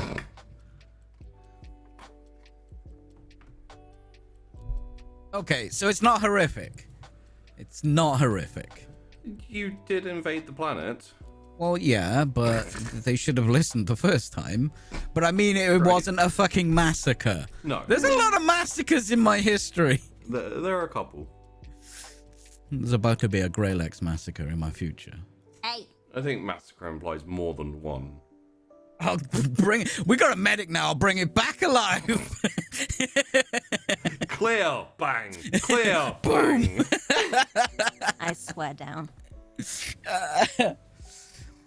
Okay, Corinne, you take. Well, I need coffee. Yeah. Yeah. I'll take prepare some. us to take off. I'll be where the captains usually go. Depends on which captain you're talking about. I'm the captain now. Look at me. I'm the captain now. Right. But from Corinne's gonna wander off to the cockpit to get things. I'll go to the captain's room. That means okay. Yeah, from your experience, Colton, invariably you tended to find Fane asleep in the crew like lounge room. Yeah. On the sofa or wherever he could catch some Z's. I'm gonna do some useful stuff in the maintenance room. See Roby. what Astrid needs from me. Roby would either be like on a punching bag in the locker room or in the kitchen, invariably. Or awkwardly hanging around the places you guys are working and just being like, Hey, everything alright? You know. He wasn't the most confident of captains at all times. Yeah, I'll leave Astrid with the medic. Okay. Oh, cheers. Captain's orders. Not a real captain. Acting captain. Okay. So yeah, she comes back downstairs after maybe like 10-15 minutes, probably just squaring away her gear. Yeah, Ash would just be sort of like sat in the sort of like the general, what do we call it? It's like a mess Carl? room. Or the yeah, like It's where we all sort of like hang out and relax. yeah, lounge. Lounge, yeah. Or break room even. Yeah, that's better. I'd just be hanging out in the break room to spend most of the day getting the engine room back to how it should be. And she comes in and sits down. Sorry, I didn't ask your name. Astrid. Nice to meet you, Astrid. And she like looks at you for a second and says, engine room? Yeah. What do you mean? Where is the engine room? Or No, as in, I'm guessing you're a mechanic, engineer. engineer? Yeah. Engineer? Okay. Mhm. You've been working on the ship long? Yeah. Well, I mean, since this crew got together. You've probably been going close to a year now on the ship. Yeah. About 12 months. Okay. I find the independent, smaller ships, the first year is kind of make or break. Mm. You know, if you don't manage to get the work, you tend to end up kind of stuck somewhere and unable to keep supplies running in, that kind of thing. I mean, we've managed, like, so far. I mean, Yeah, and it's a pretty outdated model of ship, so it's quite impressive that it's in as good condition as. Sorry, is that? Oh, I didn't mean to be. no, it's fine. Like, I mean, when I first saw it, I had no clue how it was gonna get off the ground, but we've thrown a bit of money on it, and it's not as bad as it looks, like on the outside and everything. But yeah, That's good. it's all right. Asteroid it's- being a little bit defensive about the ship. A little bit. Yeah. Yeah, it's just a bit awkward, sort of like trying to talk to this new person because it's like almost like we've only really had like guests and stuff who've like, you know, eventually like come and go, and it's like now this like this new person who's like, oh, you're also part of the crew, but also you sort of like haven't been through all the emotional bullshit that the rest of us have done. Yeah. They're not intentionally like ostracizing her, but it's almost like Bit a guard is standoffish. up. Like you're not trying to be standoffish, not trying to be like, oh, you can't sit with us, but like it's still it still feels a bit new and a bit strange, Yeah. because all we've ever sort of done is like lose people and have someone new. It's just sort of doesn't know how she feels about it, Yeah. you know. It is also like corporate assigned position. You know, it's like, here, it's a requirement by law to take a medic along with you when you do these types of jobs, and so our asses are covered. Here's a medic. So, Yeah. Like, it's not as if she's like voluntarily like applied for a post and she's Yeah. you know, come here for a job. She's here because she has to be here, and we're having her because we have to have her. So it's like, yep, you gotta keep an eye on us all. And she says, you know, I worked on a independent ship for about 7 months, a couple of years back. Unfortunately, overheads, expenses just meant it kind of fell apart. Not the ship itself, literally. Just, you know. And, like, it's always the medic or someone who's a bit less crucial who's the first to go when you need to cut costs, you know? I don't blame them, but it's a shame. You know, when you work with people on enclosed space like this long enough, you kind of get used to each other, you know? Yeah. Very different from, you know, working as like a corporate space filler. Being on and off different ships every couple of months is not exactly the same experience. Yeah. Must be strange to get to know people when you just settle in and you gotta go again. Yeah. But it pays okay, and until I can find better work, it's better than not working, I guess. Yeah. So, are you all operating the ship kind of around Sycharis, or? Oh, we've been all over the place. Really. We don't really stick to just, I'm trying to look at the... This is the Benny system. Yeah, no, we've been to Inner... have we been to Encourager? Yeah. Yeah, we've been to Inner, Encourager, Ara, Benny. Yeah, I mean, we go wherever the work is, really. That makes sense. Can't say I'd be particularly happy about working for the EAP, but then again, you know, we had our issues with the inner government too on Sycharis, so. Yeah. Just kind of how it is, I guess. And, you know, now everything's getting tense again. Yeah, I guess you just do what you gotta do to get by. Yeah, and it probably matters less when you're constantly in the space in between systems, like, you know, traveling back and forth and that. You probably get involved less with the day-to-day stresses and politics and worrying about all that crap.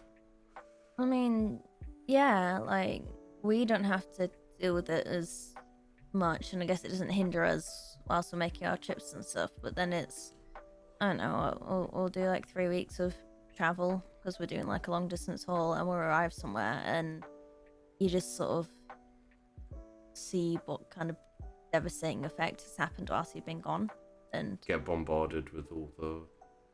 it's just like it all happens at once, and I don't know. Places aren't prospering anymore. There's fuck all work out there. People are terrified for their livelihoods, and we've got this. I don't know, this kind of tyranny of a governments, and you just sort of like wonder, like, the fuck were you doing this for?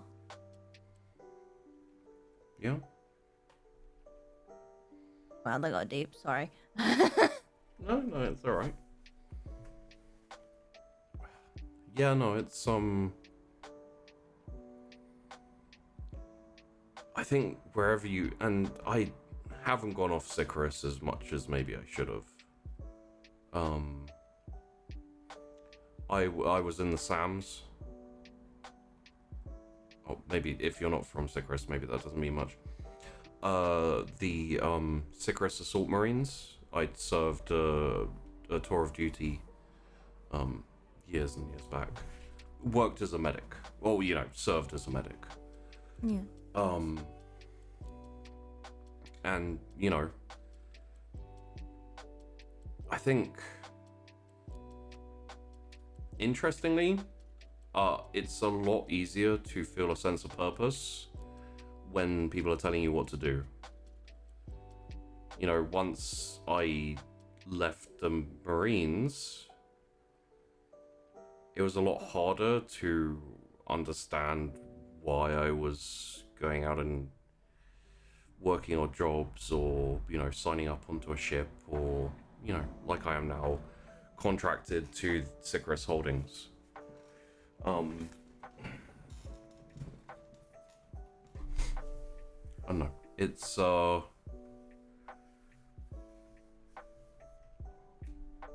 sometimes it's difficult. Yeah.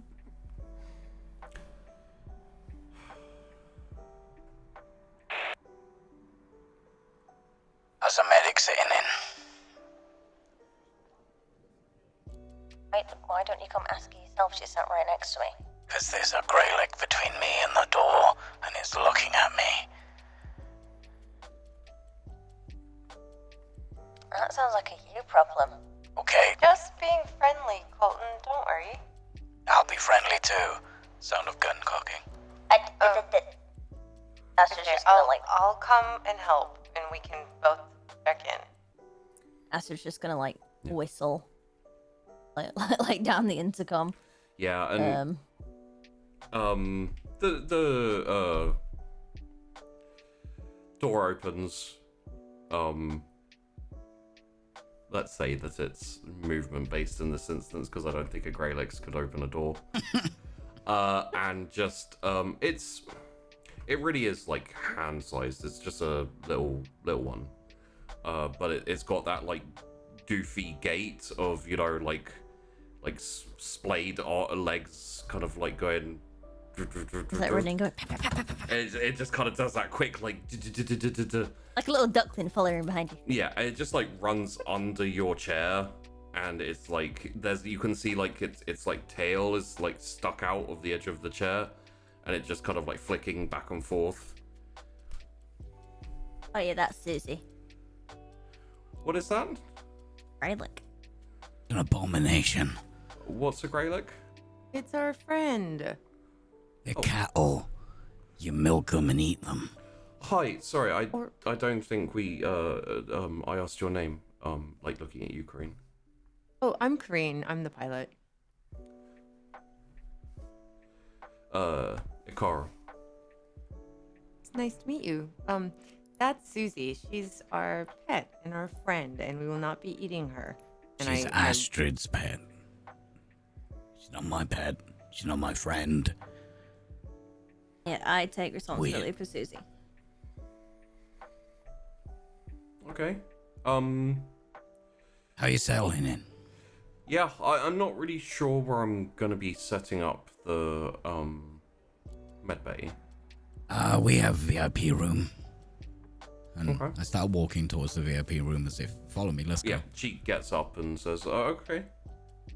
Way. So, Astrid. Astrid.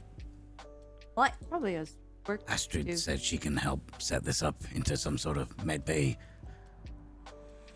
I mean, all that I'd really need to do is clear it out, make sure I had a table. You know, I have all my gear with me, so. Perfect. Aside from that, it's just like clearing the area so things don't get in the way. As long as you can store them and put them back, this will work serviceably. Okay, Yeah. good. Great. How much experience you got being a medic? About 20, 30 years. You were a medic in the service. Service? You clearly served. Oh, yeah, I served a term in the SAMs.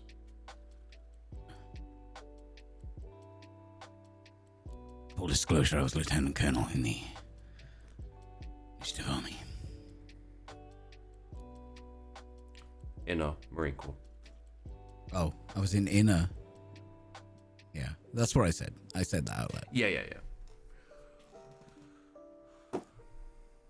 When? What was it? It was 77 to 93. 77 and 93. I served in the SAMs during the inner invasion, so we probably fought against each other. Yeah, Well, damn fine force. there's like a hint of pride. Everyone knows how good the Sicarus Marines are, so it is what it is. That was a long time ago. For me. And for me, I don't serve anymore, and I have no particular intention of going back. And plus, that's all over. Has been for a while now, so. Yeah, it's over.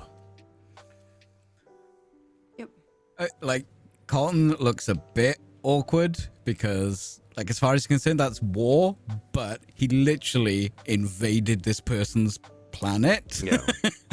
Well, I think he got a promotion during that as well to Yeah. commander, force Yeah. commander, during that he did. time. So he killed a lot of her friends, probably.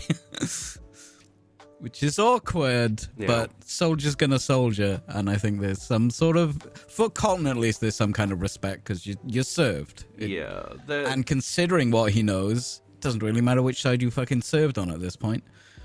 And there's no hint of like grudge or resentment there from her. You, the best I can say is you get the impression now and probably going forward, as a note, that she's much more about the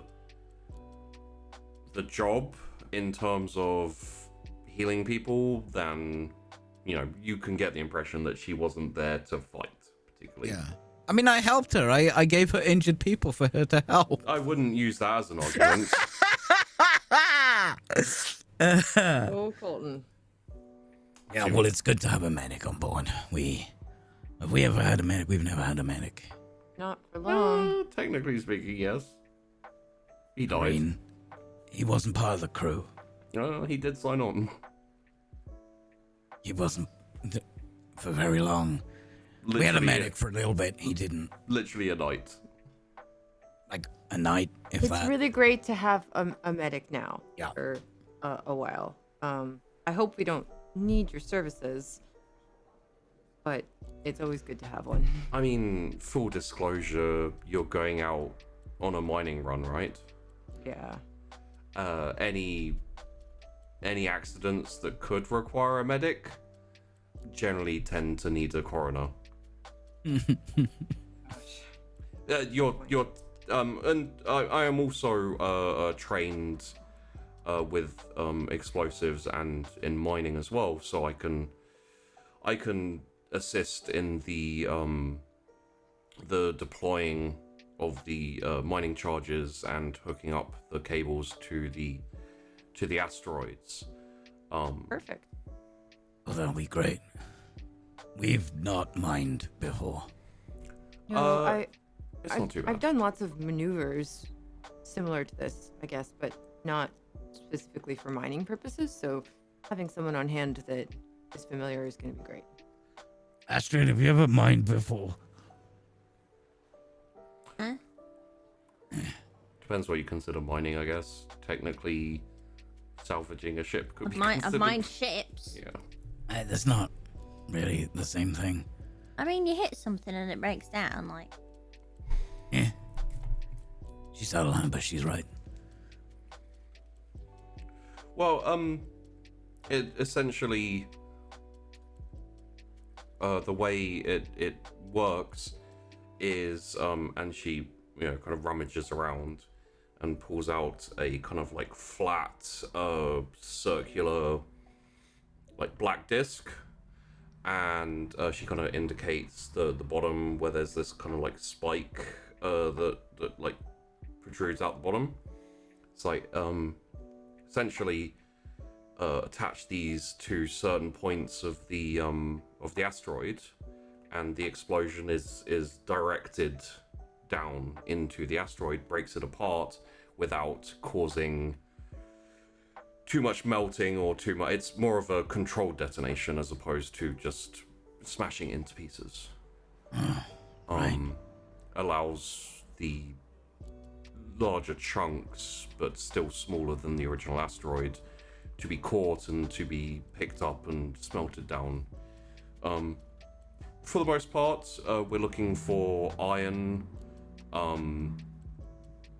nickel, but there are also instances of decent deposits on some asteroids of gold, platinum, things like that. How familiar are you with asteroids and the composition of asteroids? Space Only rocks, cold. Marginally. They move. So, I've been working for a little bit, and she essentially like sits down again and indicates for everyone to have a sit down. Get ready to learn about asteroids.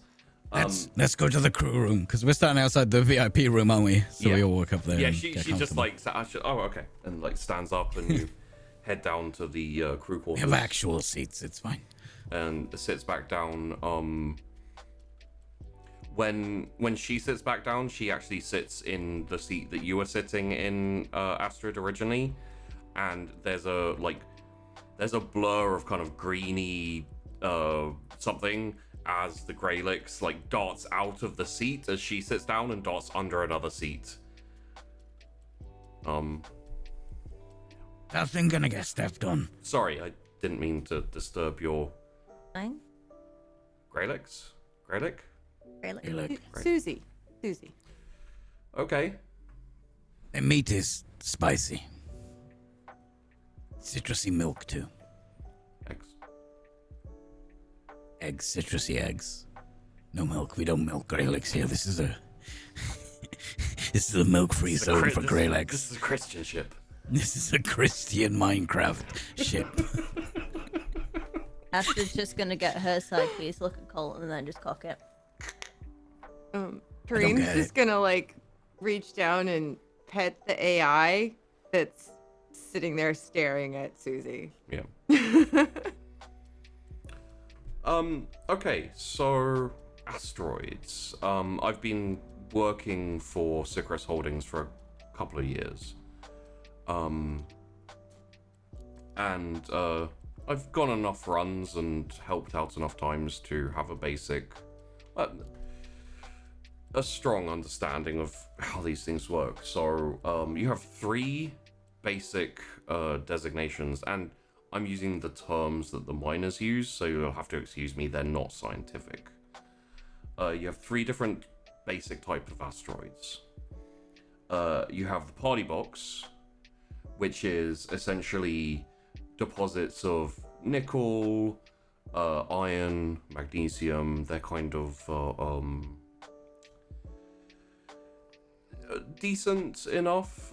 They have some nice minerals and things like those within them, but they're not as lucrative if you're going mining for a good payday. Then you have what's called the lodestone, which is essentially usually nickel and iron majorly, and then you have the more precious metals, gold, platinum, and invariably they tend to have veins of other metals as well in them. Essentially, those asteroids are very much fully mineral. And then you have the fire damps. I don't know if any of you have any experience with mining. Fire damps.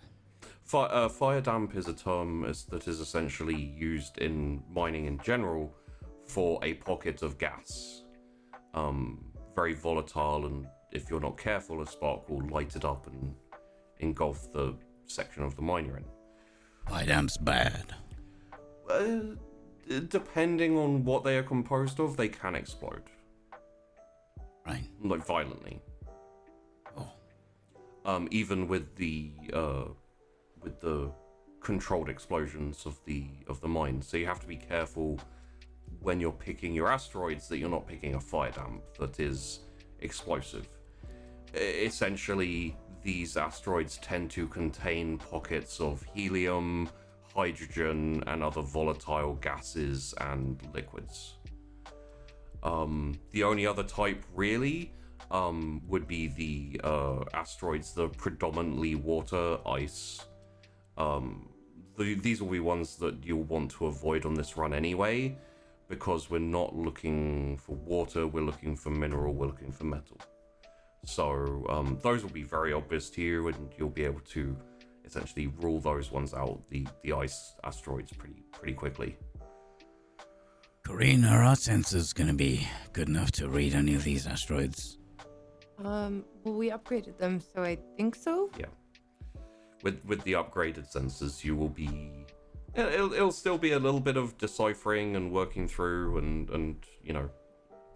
I should be able to do that, though, because that's... kind of That is one of the things you are good at. Yeah. Yeah, I should definitely be able to tell with our current new sensors. Newish. So, I think we should just go and try and find these lucrative ones, and maybe just leave the dangerous ones alone. Agreed. Even if there's good stuff in there, I'd rather not have an explosion. Yeah, not really worth the risk. Yes, I understand the irony, Astrid. Well, the fire damps tend to be more desired for scientific and chemical purposes anyway. Again, the contract that you have signed up on is essentially to provide as much as possible in terms of mineral metal. So don't really need to worry about the fire damps or the ice asteroids. Okay. Well, that's pretty much we all need to know, right? Yeah, I guess so. My only question is, so when you guys are placing the explosives, between you placing the explosives and me doing the maneuvers to get things into place and the explosives going off, where do the crew members that had placed the explosives go? Do they go back in the ship? Yeah. Okay. Cool. I mean, otherwise they'd have to hang on to an asteroid covered in explosives that then gets blown up. That would be bad. Right. Okay. Just double Pretty check. bad. Yeah. So I'm perfectly happy to volunteer to jump in a vac suit and head out to place the explosives. I'm not entirely sure we want our only medic to be. Yeah. I mean, it would be great if you could show the others maybe how it works or explain it really, really well, but I kind of agree that if I'm something fine with happens, we handling need you. explosives. I can go out there. It's a 2-person job. I don't like say Astrid, but I kind of look over to her and see how she's vibing with this whole thing. You got something to say? How do you feel about getting in a vac suit and handling explosives? Awesome. All right then. You can maybe. We're gonna need help over the comms. I'll operate the winches. Because obviously you're going to have to be tethered so you don't float away. Yeah, that would be perfect, actually. All right. Well, it's been a reasonably long day. I'm going to get some sack. Copy. We'll get the med bay sorted out for you. Yeah. Yep. I'll work on getting it set up as well. Hopefully it won't be needed. But worth Just having in at case. least. Yeah. We should be there. How long, GP? Should it take us to get there? So you're going to have to hard burn because it's a reasonable distance out of the system. It's just kind of, in between the systems type area. Should take you probably about a day and a half hard burn. Partially because you have to you have to come out of the hard burn fairly early because there are Yeah. little bits of asteroid before the main field, and it's just a bit dangerous to fucking zoom through it and then do like a handbrake skid stop and So I will relay that and just let them know that it'll just be a few days. So you can kind of get used to being on ship, and if you need anything, let us know. Wonderful. Rest up. The second she leaves, Yeah, she gets up and heads to her quarters. I lean in all conspiratorially. Okay, what do we think? She seems nice enough. Fine. Astrid spent the most time with her. Yeah, You think she's a spy? No. No, me neither. I don't Just a think person doing a job. so. Yeah. She seems pretty alright. Corporate types, you have to be aware. Sorry, no offense, Corinne. No, you're very fair. Burn. Well, she is a corporate type. She's not, but she is. She's literally a corporate princess, basically. Yeah. It's 100% fair. Excuse me, Corinne's like, yeah. Okay, I think she's clear. I don't think we need to keep an eye on her. Okay. I mean, we're not doing anything questionable anyway, so. I mean, there's always like a vague vibe on the ship, I think, of doing questionable things, but... And you okay with taking the VIP into a med room, removing the stuff she was on about? Yeah, it's fine. Okay. Then, she fucks up, I'll shoot her. No, you no. will report her to the appropriate people who she works for. I like turn back with a bit of a grin on my face and cock my gun. Oh, fuck's sake. I'm just gonna pick up Susie and be like, I'm putting Susie to bed. Good. Lock That the sounds door. like a plan. Lock you in a door. You can try. Yeah, get us ready for dust off, Corinne. Yeah, I'll go do that. And Corinne wanders off. Okay. Of course, it's The pretty hell do simple. captains do in between all this captain stuff? Shoot stuff. I just go and clean my guns. Yeah. But in a captain way, in an acting captain. way. Yeah. Acting captain gun cleaning, of course. Yeah. So, I think we'll go forward in time a little bit. As you're, hard burning and then approach and kind of slowing down, cutting out of the hard burn and just going for the regular engines. There's Not really any need for piloting rolls. It is pretty, as I said, pretty much just a straight shot there, and you're good. Again, you're not delving all the way into the asteroid field going at speed, so you can maneuver and you can go reasonably slowly and not really need to worry about hitting things with your ship. So I think what we'll do to begin with, because there's a little bit to start off with, is we'll have you at the edge of the asteroid field, and Kareen, you're going to be on the scanners. Basically, the first thing you need to do is a broad scan. What a broad scan is essentially almost like a radar. You send out a ping, you receive a metric butt ton of information. The computer will filter the majority of the information out and leave you with the basics of, like, over in this direction is a whole load of fire damp asteroids. Probably stay away from those, you know, that essentially lets you isolate areas that have decent mineral deposits in their asteroids, and you can go closer and find out the actual makeup of asteroids and basically pick out something that works reasonably decently. So, what we will require would be I would say either a recon, a pilot with a Bane, or I think astrogation would work here. Recon would be with a boon, astrogation, just normal, and I guess astrogation, because I'm pretty decent at that. okay.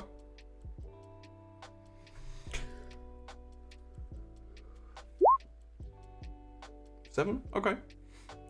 So the majority of the readings you get back are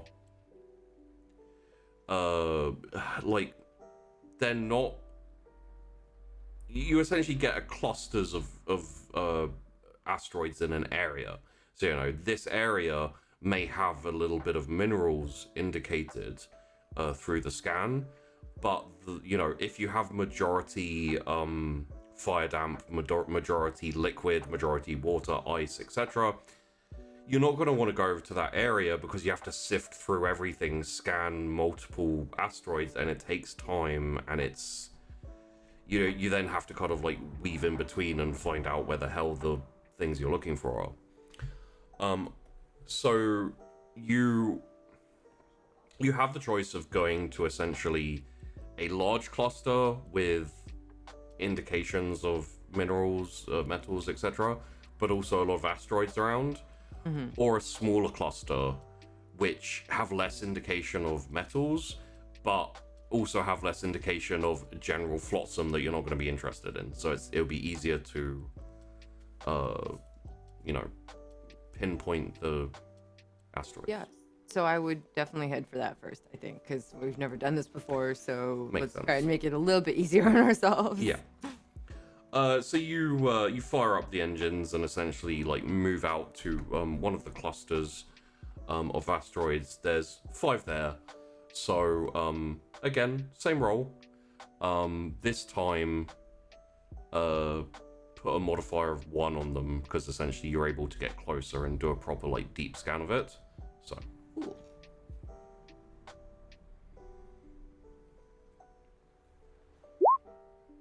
okay, 10.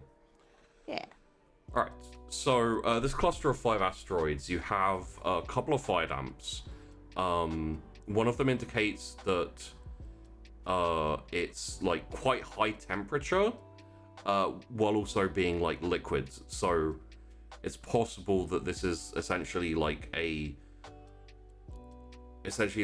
hard crust asteroid with liquid inside that's heated to some degree. Technically it should be an ice asteroid. It's not, because there's other chemicals and stuff being weird and cranky. Probably not one you want to mess with. The other one seems to be mostly made up of hydrogen,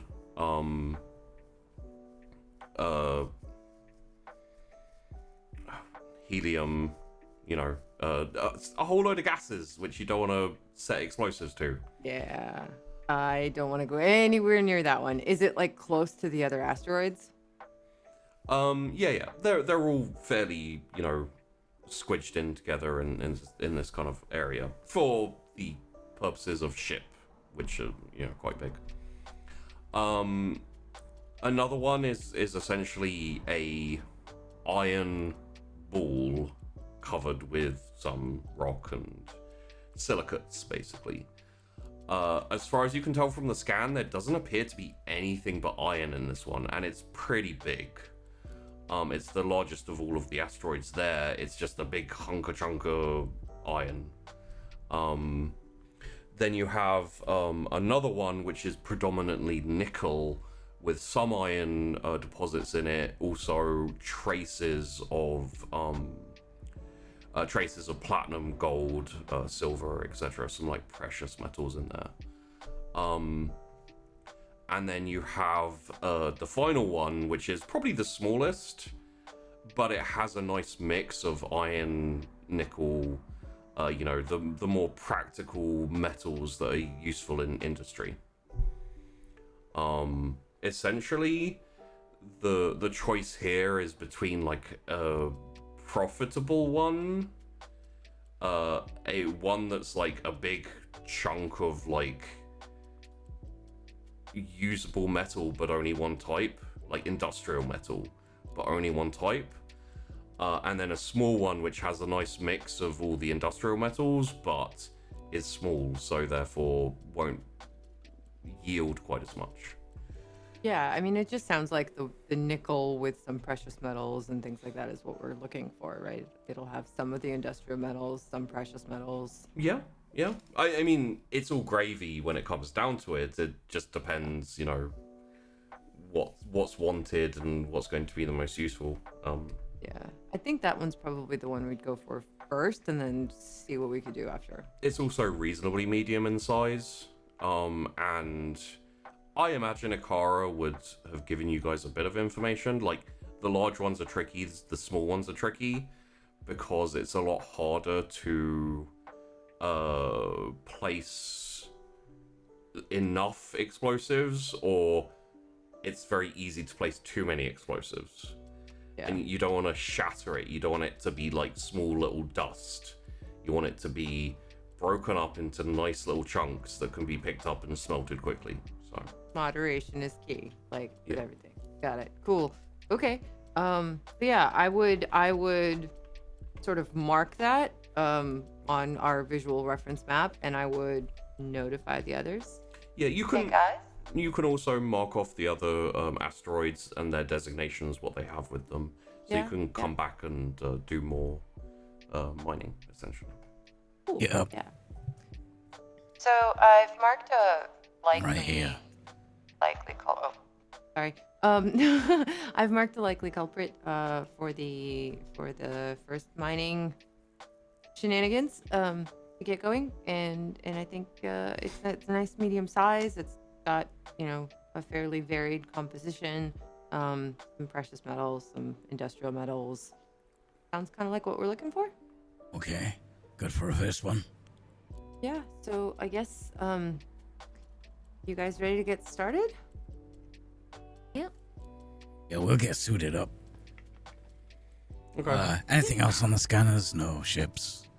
No ships. I mean- would have looked for that, right? Yeah, there's a ship here or there, but they're also hauling, mining, that type of thing. Nothing so. that should cause us any troubles, but I'll keep an eye out. just in Nothing that case. shouldn't be there, is what I'll say. Yeah. Okay. Let's get suited up. Alright, so Kareen, you take the ship essentially the way you have to the way you have to kind of position this is with the airlock facing So the gear and equipment is set up either on the at the airlock or on the sides of the ship. So both of the cables that are going to be attached and kind of like hammered into the side of the asteroids are just outside the airlock. And then Colton, Astrid, vac suiting up. Yep. Okay. And for now, Kareen, there's not going to be any piloting roles required from you. This is stuff you can do. We'll see how it goes with the asteroid and with them setting everything up. Yeah, I think I'd like be sitting in the cockpit. I'd get us positioned, and once we're in position, I'd just be like playing through in my head the maneuver that I'm gonna do. Just kind of go over it. Like, okay, I'm gonna do this. Once they're back in the ship, then we're gonna do this fancy thing, and it's gonna be fun. But it's gonna be nice and smooth and simple. Yeah. And Ikara is fussing over you both a little bit, just making sure that the seal on the helmet is fully clicked. You know, that the air recycler is essentially, you know, operational, and all that type of thing. You know, there's no tears in your suits and things like that, and gives you both the thumbs up. Obviously, from here on, you're probably going to be communicating via radio because, you know, it's... Comms check. Check. This suit smells kind of musty. It is kind of old, but should Did we clean them after the last time? That was your job. Wait, no. Captain? Okay, put it on the itinerary. We need to clean the evac suits. EVA suits. Okay. It's fine. It's fine. I've literally lived in amongst cows. It's fine.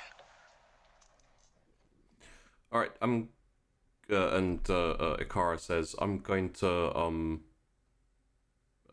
void out the airlock, and then you should be good to go. Don't forget to pick up the cables, and you know how to attach, and essentially the way you attach the charges is based off Kareen's scanning. So you have positions and things that's easy enough to coordinate that type of stuff.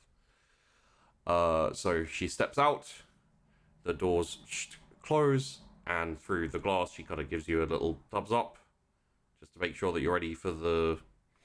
And like essentially all the air is sucked out of the room.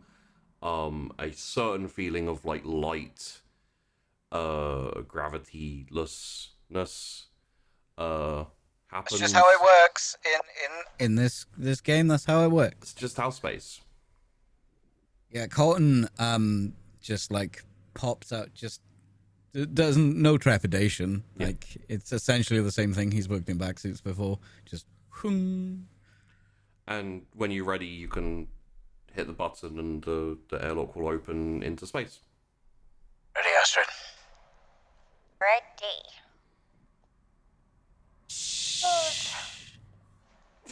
Tell the door to be quiet, and it... yeah, the... fuck off. Sorry.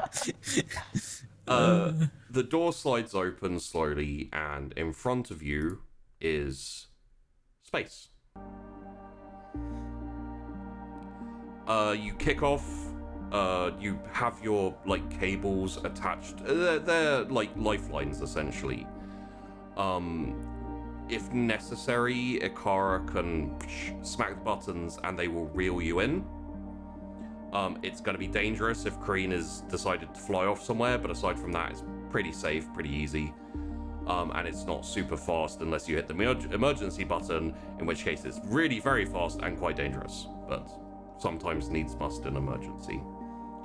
You float out into space, grab the cables, and you each have like a pack of charges with which you can, when you get to, and essentially kick off from the ship and start floating out towards the asteroid. The experience of being in the very deep blackness of space is interesting. You're quite far away from the sun here for a start, so it would probably be the equivalent of being like out by Pluto or one of the further planets in our system. The Kuiper Belt. We have one in our system. The Kuiper Belt. It is the I would say from where you are, you would probably be able to see to a certain degree the other suns in the other systems as well, like off in the distance, but they're all more of a twinkle than a clear sun at this distance. So you do have this very adrift feeling of being like out in infinite stretching out blackness, which I can't say that you particularly float out in space in vac suits very often, especially out in this type of situation. So I'm sure that you have a degree of being used to it. Asteroid, for example, does jump out on spacewalks to fix external issues on the ship. However, all I'm saying here is it's a slightly different experience for you this far out in the dark. Astrid, you ever feel like a noodle in a burger bar? No. I do. It's kind of quiet. Both alright out there? Yeah, I'm good. Okay, we're moving up to the asteroid. Lights on. Headlamps switch on, and you essentially softly impact against the asteroid. From there, you have like very basic tools. All you need is the equivalent of like a miner's ice pick type thing, and you can very quickly move along the asteroid. They're not difficult to find purchase on. For the purposes of this one, Corrine rolled quite well on scanning this asteroid, so you know the positions you need to place them in. Essentially, you just have to arm them and like just kind of screwdriver them in a little bit. Once the spike has gone in, they are attached, and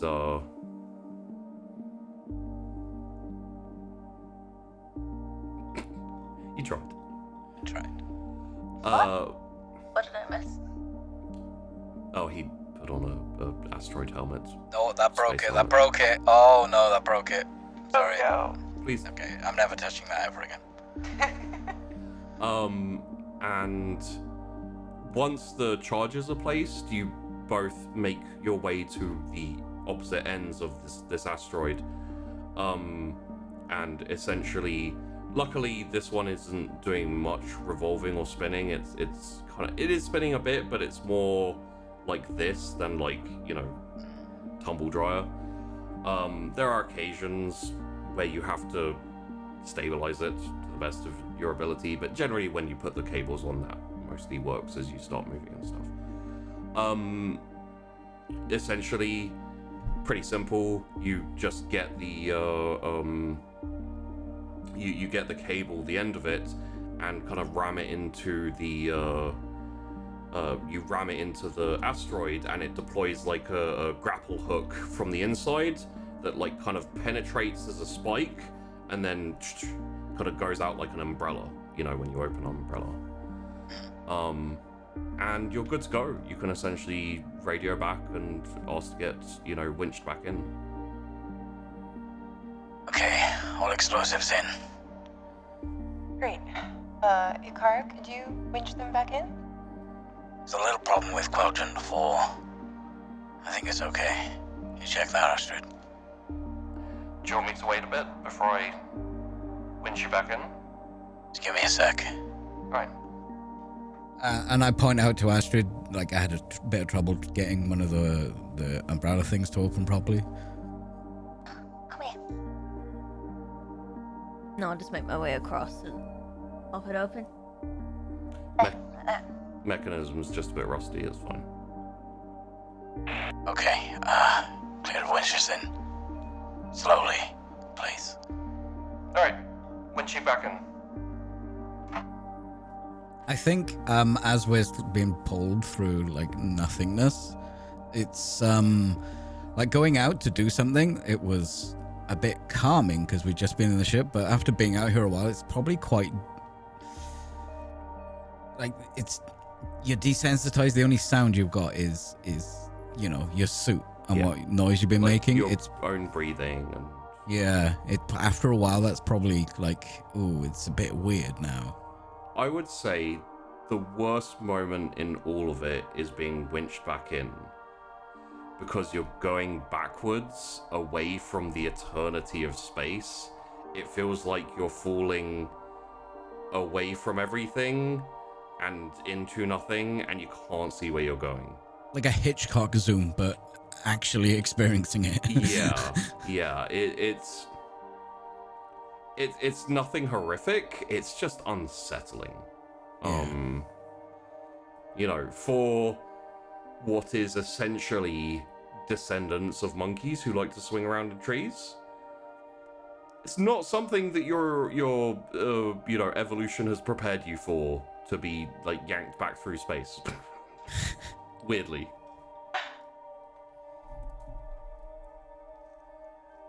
Okay, reaching. Reaching the airlock. Yeah, you essentially get back to the ship, hook on to the sides, and make your way back to the airlock. Smack the button. The door stays silent, and make your way in. It stays silent because there's no way to make sound in space. That's why I told you to shush, to make sure it was in space. Yeah, it was. I'm not an idiot. You get in, and essentially from the inside you can re-oxygenate. That's the space term, re-oxygenate. Yep. The airlock. You air. It's the airing cupboard. No, yeah. And essentially you can get back in. Kareen, you're good to go. Kick it into gear, and essentially it's about a 20-minute flight to essentially get to the point. You need to like take it easy coming out, because obviously you have a big chunk of rock kind of attached to the back of your ship now, Yeah. following you. I'm loving this because I've never really done this exact thing before, but I mean, I've flown all kinds of situations, so I'm just loving having like a new piloty thing to do. Yeah. And so there's like Kareen, big giant smile on her face, little tiny cup of nitro. There's probably a small part of Kareen who's like, if everything else goes banana shaped, I could get a job working as a mining pilot. You know, like, it's Yeah, not this is pretty- but you know. It's peaceful. I mean, anytime she gets to pilot and do any kind of maneuvering, she's happy. I love swinging ships around. Yeah. So she's just like happy. Yeah, so essentially when you get within a decent distance, you see what is essentially like, it's outlined with a like kind of essentially like flashing hazard lights, except for they're like 10 foot tall, you know, like very much supposed to be picked up. It does also, of course, have different signalers that react to your ship that basically show you where it is. But yeah, you get within a decent distance. Basically, so the way this works is you need to accelerate it quite quickly to get it away from you so you can explode it, and it will like maintain a tight spread so it doesn't go everywhere. So what you're going to have to do is you're going to have to accelerate quite quickly in a short distance. You're going to have to like basically kick it. So you're going to have to hit up Astrid and get her attaching that hose. Wait, what do you mean? The kick fuel. Oh, okay. Hey Astrid, just would you make sure the kick fuel's attached? I'll need that in a moment. Will do. Thank you. And I'll toddle off down and get that all hooked up. Okay. The kick fuel is something that has to be initiated on the engine itself. You don't have a button for it, so you're basically gonna have to say to Astrid, hit it. Moving past the Chewbacca moment right now. You basically have to tell Astrid to engage the kick fuel when you need it. So. Ready when you are. Okay, I'll just let you know as soon as I need you to hit that button. In this instance, Got it. I'm going to use pilot with a boon because you know your shit, but I'm still gonna have a roll for it just because a little bit of speed off or bad timing will increase the spread a bit. You'll lose some of the chunks. Okay, here goes. Okay, there you go. Essentially, you get the timing pretty much right, you think, and you get you know, feel free to give Astrid a little hit it. Hit it, Astrid. Let's do it. Yeah. And just this kind of like immediate pumping of a whirring of engine, just like a tractor engine kind of like whirs up, and the immediately just like shoots through the pipe. It's one of those kind of, flexible plasticky type pipes. Just like pumps this fuel in, and it's like a nitro. It just the flame from the engine goes from like a kind of yellow to a blue type deal. And obviously you guys don't have to worry about G's and all of that type of stuff, but you do feel like it might be when you accelerate, you definitely get a kick. Yeah, I was gonna say it might be a little psychosomatic, but you do get that kind of like rush of speed, regardless of where you are in the ship, and you essentially plunge forward towards this net, slowly, not slowly, but you essentially jink to the side at the same time as you hit the release on the cables. The cables retract and kind of like zip back into the ship, and the asteroid, as you start to slow and maneuver to the side, like jink to the side, the asteroid goes like balling through. I'm assuming that Colton's on the trigger. Yeah. So you can shout through to Colton at this point as the asteroid has bowled past you and is like kind of twirling towards the net. You can hit it, Colton. Engaging! I hit it. Enemy sighted. Yeah, obviously there's no sound for you guys. So looking out a window or looking out on some kind of like, I would say Kareen, you probably are the only one who has a visual on this. Yeah. But you can describe it for them later at the very least, and maybe next time they can. I'd watch actually too. be recording it so I could show them because I think it's cool. Perfect. So essentially what happens is there are multiple flashes as you see it kind of tumbling, multiple flashes, but they're just flashes as you see like cracks appear with small kind of jets of like bright blue light kind of like flash out from the cracks, and there's no big explosion. It doesn't expand out in a big explosion.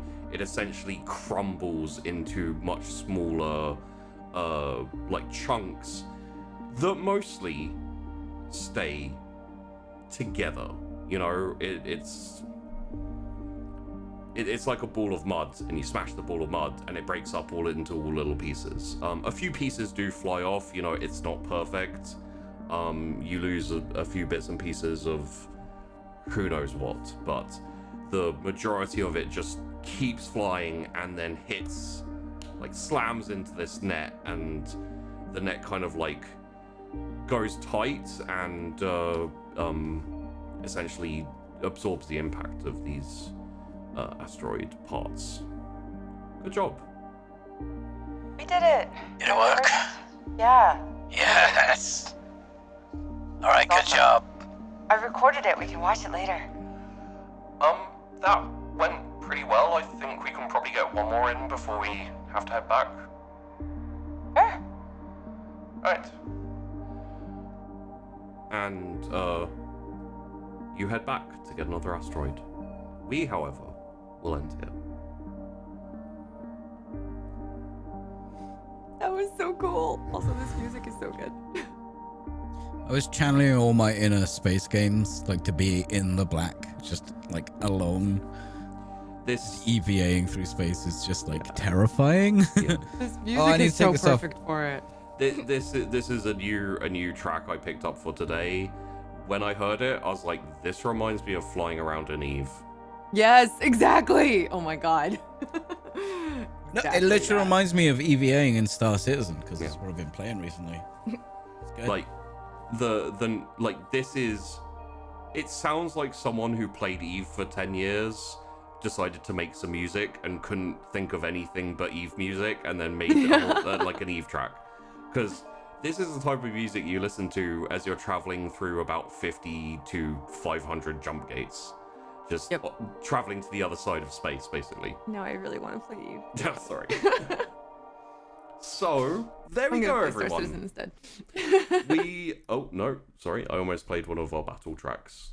The intense like violin. Da, da, da, Oh da, no. da. Yeah. I meant to play this.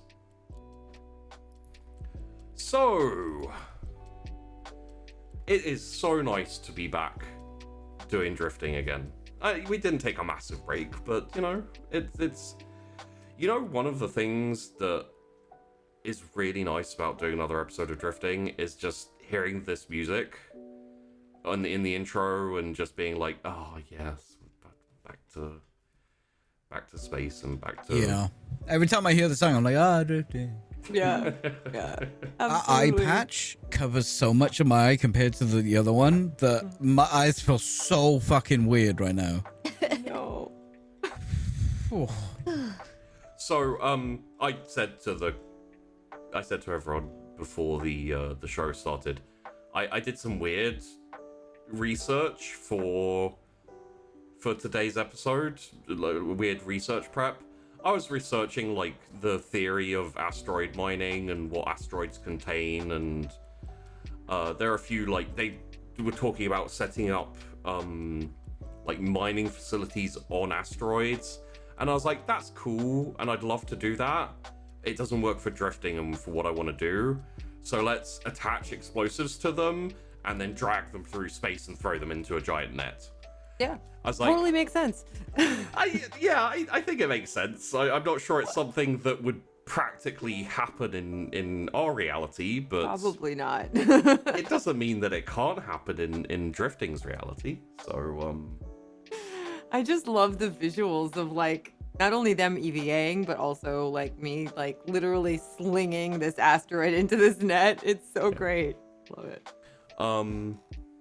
So yes, let's go around, say hey to everyone, and go from there. Let's start with Tess and also Corrine, and then you can hot potato it off to one of the others.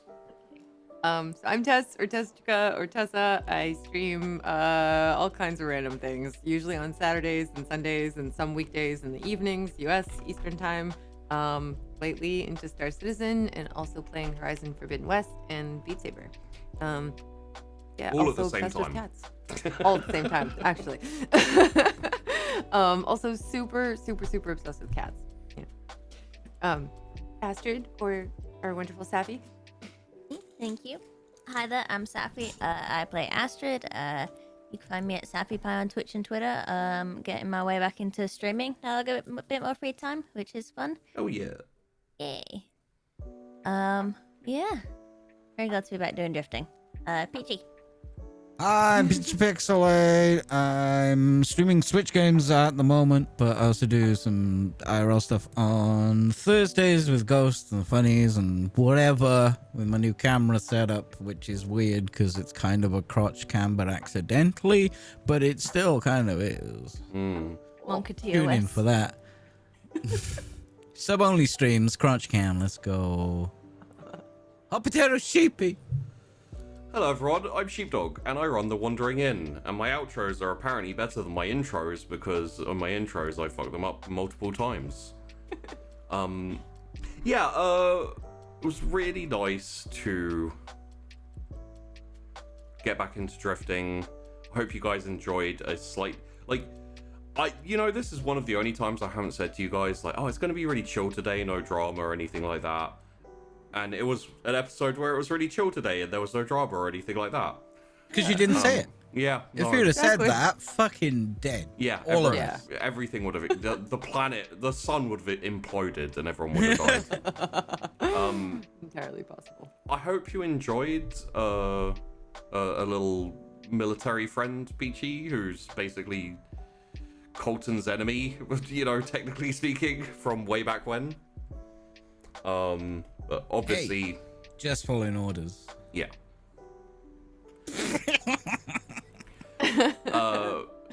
Basically, like, obviously, the ship has needed a medic for a little while. You might be able to persuade her to join you, who knows? So, depends if you get on with her, depends if she gets on with you. Definitely the weird lizard thing spun her a little bit, but she tried not to show it. Don't worry, it won't last long. Yeah. The first thing I thought when Astrid bought the Greylix on the ship was like, oh god, I'm gonna have to look up and research how to cook lizards. How dare you? I Does mean, that mean she's a cook? no, just because invariably I felt like the lizard was gonna end up on in the oven somehow. Oh, Greylix or food? not this one. This one's friend, not food. Your friend, not food. All right, Bruce. Fish are friends, not food. I feel like a special sidebar needs to be said for Peachy, which is essentially a sorry for the multiple jokes at the expense of You just did a fucking costume change mid-show. Cool. It was very cool. It was very Just- good and it was very cool. The problem is there were so many references we could make, it turns out. Also, that eye patch is so uncomfortable. I don't know if you noticed, I made a reference to Escape from LA in New York in the chat. Yeah, I saw. You didn't get away with that. All right. I mean, of everything, I would have thought you'd enjoyed that one. Yeah. Yeah, I love jokes at my own expense. Oh, Sorry. Dude, you it like- was so good though. You like Snake Plissken and and being And Big Trouble- ridiculed Big live Trouble on Little Twitch. Chi- I love Little that. China. We appreciate you. I'm fine. It's just a meme. I'm good. But I hope you enjoyed today. It was very nice for me to go a bit more spacey and a bit more like, I'm not gonna say sci-fi because it'll hurt PG, but There was sci-fi. There was some fantasy as well with Yeah. But all sci-fi has sci-fantasy because gravity needs to be a thing so people can walk around. yeah. Yes. But Keep what you got coming up. yes, so thank you. Next on Friday, this Friday coming up, we have Dragon Riders, but gonna be really interesting. And if you want to support the shows, we're starting with an extra show every week now. We're gonna have 2 shows. It's gonna be drifting. There's going to be Dragon Riders. If you want to help pay the cost, go check out the Patreon. Sign up for however much you're comfortable with, and essentially everything that is contributed currently goes directly into cost pay. So, you're essentially paying these lovely people. For as little as £2.50 a month, you can sponsor a role player. It's not entirely inaccurate. And of course, like, if you honestly, even if you don't join the Patreon, go check out the Discord. You can stay up to date with all the stuff that's going on. Invariably, I get too excited about stuff and drop teaser art and things like that in the chat at times. And if you ever like get into a show and you want to ask me questions and stuff, as like a little sideshow, I do Discord streams where I just jump into a random game and people jump into the chat and then tell me how much they hate me for being horrible to my players. So, you know, that's always fun. And yeah, it's sorry, I've got so much on this week. My brain's like, oh, I've got to do all these things. Let us sign off there with a thank you very much for watching. Thank you for sticking with Drifting while we went through some ups and downs. It should be a straight shot to episode number 24, which is going to be the finale episode. So we've got a few left. Some people have been asking me, is this the last episode? Is this the penultimate episode? We've got a few more left. And I have mentioned it before, but I will say, after Drifting is going to be a short Mage show. Mage the Awakening. So as we get closer, I'll start announcing stuff for that, and I think that's gonna be a fun one too. So thanks for watching, everyone, and we will see you not next week, but hopefully on Friday. Next week too, right? But next week too, yeah. Sorry, was that Checking. okay, They're like, okay. what? Did we cancel? No, because usually I say we'll see you next week, and I'm like, but this time it's not we'll see you next week. It's we'll see you on Friday. Implying we won't see you next week. We'll see you Friday and next week. Thanks, bye. No, Bye. I'm not ending the show. End the Fuck it. stream.